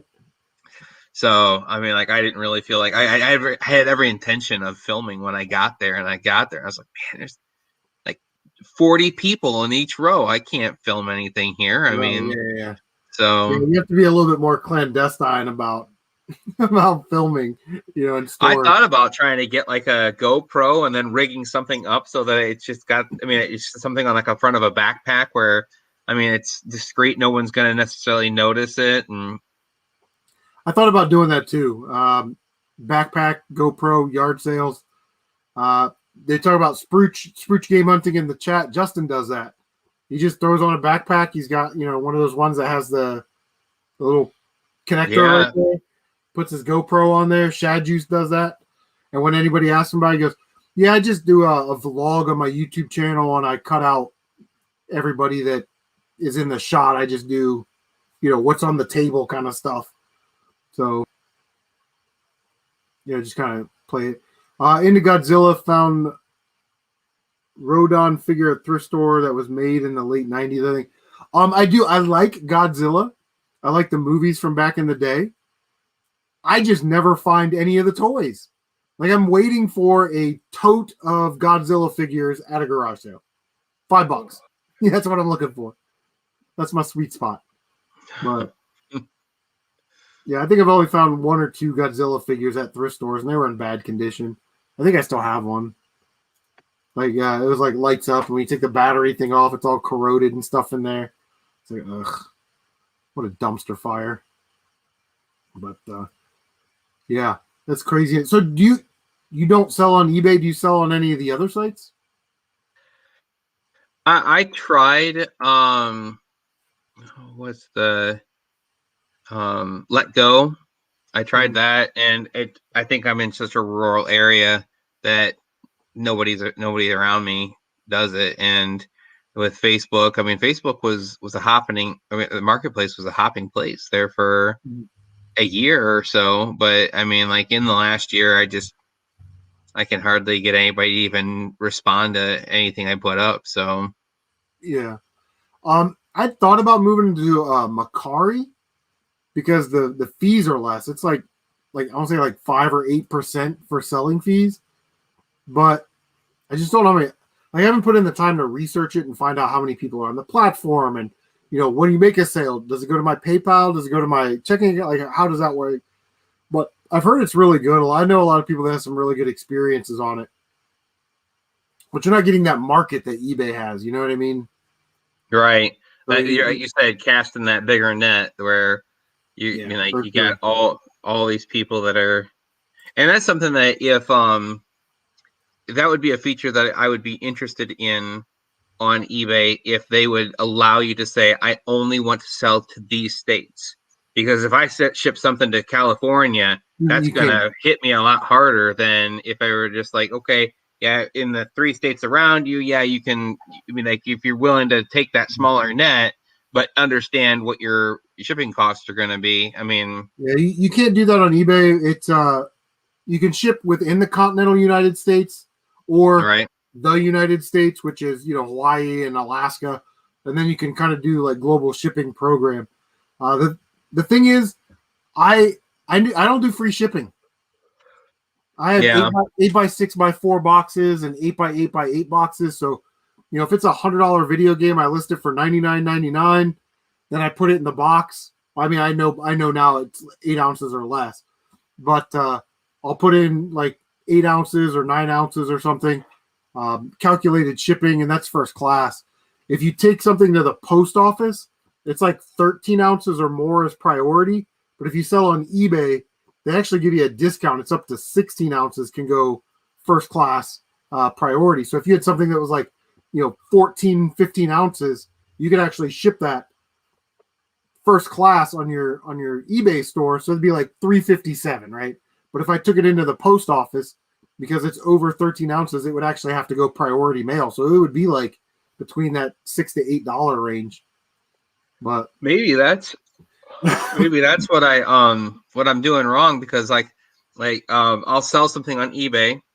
I will write down their address, put it in my box, hand write the address, take it to the post office and have them process the shipping. And then, I'm not, maybe I would get better rates if I shipped through eBay as opposed to going to the post office physically and having them do it for me. And so I used to do that. I used to write down the physical address on a piece of paper, tape it to the bubble mailer, go over to the post office. But I always tell people, that ask me about starting an eBay business. I'm like, if you want it to be a business, you got to kind of treat it like a business. You got to treat it with that respect. And things like buying a scale, buying a label maker. Those are expensive initial costs, but they pay for themselves really, really fast. The difference between paying for first class using eBay's program at $3.50 and taking it to the post office and paying $4.50, well, that's $1. My postage scale was like $30. So 30 transactions, I do 300 transactions a year. So 1/10 of my transactions theoretically paid for that scale. And then the rest of it, I save. My postage scale is it's very basic. It'll only do up to like 40 pounds because I'm not shipping anything that weighs more than 40 pounds. It's just not going to happen. I also don't ship high risk items. The high risk items come in two categories: propensity for damage, coffee mugs, glass plates, stuff like that, or things that have high return rates. So like electronics, video game consoles, I don't ship consoles. I sell them local, and they send it to VCRs, DVD players. I don't ship those on eBay. But some people do. Some people are willing to take that risk because you never know. The buyer's going to go, "Oh, you said this completely worked, but the pause feature on my 1985 VHS doesn't work." And then it's like, do you want to pay for a shipping label to have it sent back? Do you want to offer them some type of discount? Refund them. There's a little process there. I sell, other items. Tyler got into this mess. He's a car guy, knows about cars, can work on cars, small engines. It's what he does, and he's very, very good at it. But car and car products are high return rates because Billy Bob out in Kansas somewhere goes, "Yeah, I need this type of car stereo," and then Tyler sells it to him, and then they get it and go, "Oh yeah, it doesn't hook up to my car." No, you're an idiot, and you don't know how to do it. So then you got to either give him a discount or like he gave a return to a guy. The guy shipped it back, and during the shipping process back, then it was broken. So now it's like, now I've got a damaged product. He doesn't sell enough to where he has to report for taxes. Well, at least for last year and the year before, they sort of changed the rules. So it's like, even at that, if that happened to me, if I sent a Nintendo 64 to somebody and they sent it back and it worked, perfect condition, because I wouldn't have sold it otherwise, I'd have just sold it local, and it was broken on the way back, you could actually issue them a partial refund because they didn't pack it properly. But you could also keep logs of that and use that as write-offs. You can count that as loss as a business expense, right? But he's not in that situation because he doesn't sell the volume that somebody like I sell, and I don't even sell that much volume. But there's just a bunch of nuances that I want people to understand when they get into the eBay thing. And the first thing is invest in your business and don't charge free shipping. It's weird, the psychology of people. If something is $14.99 with free shipping, it's like they won't pay for it. But if you lower the price to like $12.99 and make them pay first class shipping, which is going to be like $4, well, they're paying more. But they feel like they could have got a good deal because their initial price was less, $15 versus $12 or $13 or whatever. Like, there's a weird psychology to it. Yeah. And it is more expensive to ship for us, Postal Region 8, which is California, Oregon, and Washington. And that's why, because the difference, like if you sent me a first class package, it may cost $3.25. But if you sent that same package to California, it may cost $5.25. So when you start talking about your margins and your returns on investment, on one item, $2, not that big a deal. But when you sell 200 things, 300 things a year, those little costs add up. And that's why I never charge. I never do free shipping. Yeah, there was a point where I was shipping up to like 5 to 10 items through eBay a week. Mm-hmm. And so I felt like I had a really good handle on, okay, well, this is going to cost me this. And I was almost continuously under guessing where it was going to cost me. And I just got to a point where I was like, like this. I mean, like if I want to ship something like this, and I know it's selling for $25 right now, and I mean, like I've got 25 in it, I have to sell it for 35 or 40 before I can make up for the PayPal's commissions, eBay's. I mean, like, and Yeah. then the pirates at the post office that are gonna take 2 months to take it to Michigan from Ohio. I mean, Yeah. so And the way you handle that is eBay gives a guaranteed delivery date, which I've had this happen where someone's like, "Hey, I didn't get my package on Monday and it's Thursday," and I'm like, "Okay, yeah, sorry to hear that. You paid for it. You held up your end of the bargain. I bought the shipping label and shipped it the next day, so I held up my end of the bargain. Here's eBay's policy. If it's not there by the guaranteed shipping date, eBay will compensate you with the shipping cost back, 5% off your next, this and that." And then I'll go into USPS's website and I'll file a missing package claim on that. And then I'll send that to them like, "Hey, I opened a missing package claim. Here's the claim number." In my experience, it usually shows up with about 3 or 4 days. And now it's on them. Mhm. I've done their work for them. And then usually after filing that missing package claim, it shows up within 3 or 4 days. So, and that just comes from experience, because the first time that happened, I'm like, I don't know what to do. Yeah. So, Well, there was during like the first part of the shutdown, like back in April of 2020, I got to the point where I was writing down in my listings, due to the global pandemic, shipping has slowed down dramatically, so expect longer. And eBay wouldn't let me post it because I mentioned COVID-19, and they were like, "Oh, that's a hot button word. You can't say yeah, that because we're afraid that you're going to be trying to." Well, I have a cure for it, and that's what I'm selling in my description. They wouldn't let you write that down in the yeah, description, even if you were just using it to explain, "Hey, this used to take 4 days, and now it's taking like 35 days." I mean, like it was yeah. crazy how long stuff was taking, especially like in December. I mean, like my brother works in the post office, and he said they got to a point where they literally just said, "Park that semi right there, and we'll get to it in a couple weeks." I mean, Mhm. they had no intention of trying to push stuff through before Christmas. Yeah, So, yeah, it's crazy. But and then uh, again, if they paid for it and you shipped it the next day, right. eBay is the one that's guaranteed the delivery date. So, um, and then eBay pulls that crap like a buyer's open a request because their package didn't get there by the guaranteed delivery date. And then I always email eBay back. I'm like, "You're the one that guarantees the delivery date. You deal with it." And Yeah. then I typically don't hear back. I do all that stuff with the seller or the buyer. "Hey, I'm sorry I didn't get there. Here's I opened a missing package claim. eBay guarantees delivery date. Here's a copy of their policy."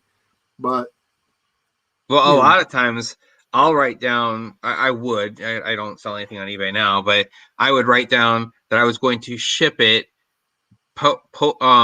USPS like economy, which there is no such thing as USPS economy, but there was yeah, a selection. And so I did that knowing that it was heavy enough that I was going to have to send it priority. right. And so when I would go to ship something, I'd be like, "Listen, you paid for it last night at 8 p.m. and it's 9:45 a.m. the next day. It is shipped. Here's your tracking number." And I Mhm. went ahead and upgraded you to priority shipping, and trying to hope that they would be like, "Oh wow, he said up to 3 days for handling, and he shipped it out that next morning, and he sent it." So I mean, hoping to get that positive feedback. I mean, like Mhm. knowing that that's what I was going to do, but giving yourself that buffer of like, I'm going to send it economy, and I'm going to take up to 3 days to get it to you. And then I mean, like I always had my stuff out like that I mean, like Yeah. there were times where I'd sell stuff at 3:30 on a Friday, and I had it shipped by 4:30 before the post office closed. Yep. I do that often. I'm off Friday. I'm off Friday, Saturday, and Sunday, and our post office is one traffic light away. You know what I Yeah. mean? So I can run down there real quick. And then like that way is our post office. I go to work that way. Halfway to work, there's a post office, so I can drop it off on my way. I can drop packages off every day. But really, with your listings, what I've sort of found through research is the items in their algorithm, their SEOs that have like, so if we had the same item for sale, the exact same price, same condition, all that stuff, and I had 2-day shipping and you had 3-day shipping, mine's going to be put above yours more often than not, unless you have like 10,000 feedback and I've got like 50, because you're a more trusted seller at that time. But so what I did, I went from 3-day shipping and handling time to 2 days. I can drop this off in 2 days, and because I can, I'm just lucky like that. But yeah, I've done that too, where at 3:30 someone's bought like a $70 or $80 item. I'll drive a traffic light away and drop it off at the post office. So, but the fees is just something you got to live with. That's the cost of doing business and the cost of being able to sell all over the U.S. Any mailbox in the continental U.S. can receive one of my packages. So, and then sometimes I've had this happen a couple times. The APO addresses, the military addresses, like in Germany or whatever, and it's like it ships for. It doesn't ship international rate for it. It ships like basically if it's a first class package, it'll ship first class. So it's just weird to be able to send something to Germany for $4. You know what I mean? Some lady bought a Final Fantasy on Super Nintendo, and it was like a $70 game. And I looked on the thing, I was like, Germany? And it was like, Kim Smith, whatever the address was, APO, then there was a number, Dusseldorf, Germany. I'm like, how am I sending this for $4? And I asked the lady at the post office, and she was like, oh yeah, we treat that as if it's a continental United States address. I'm like, sweet. That's awesome. Huh. But yeah, I only ship to those addresses. PO boxes can be a challenge.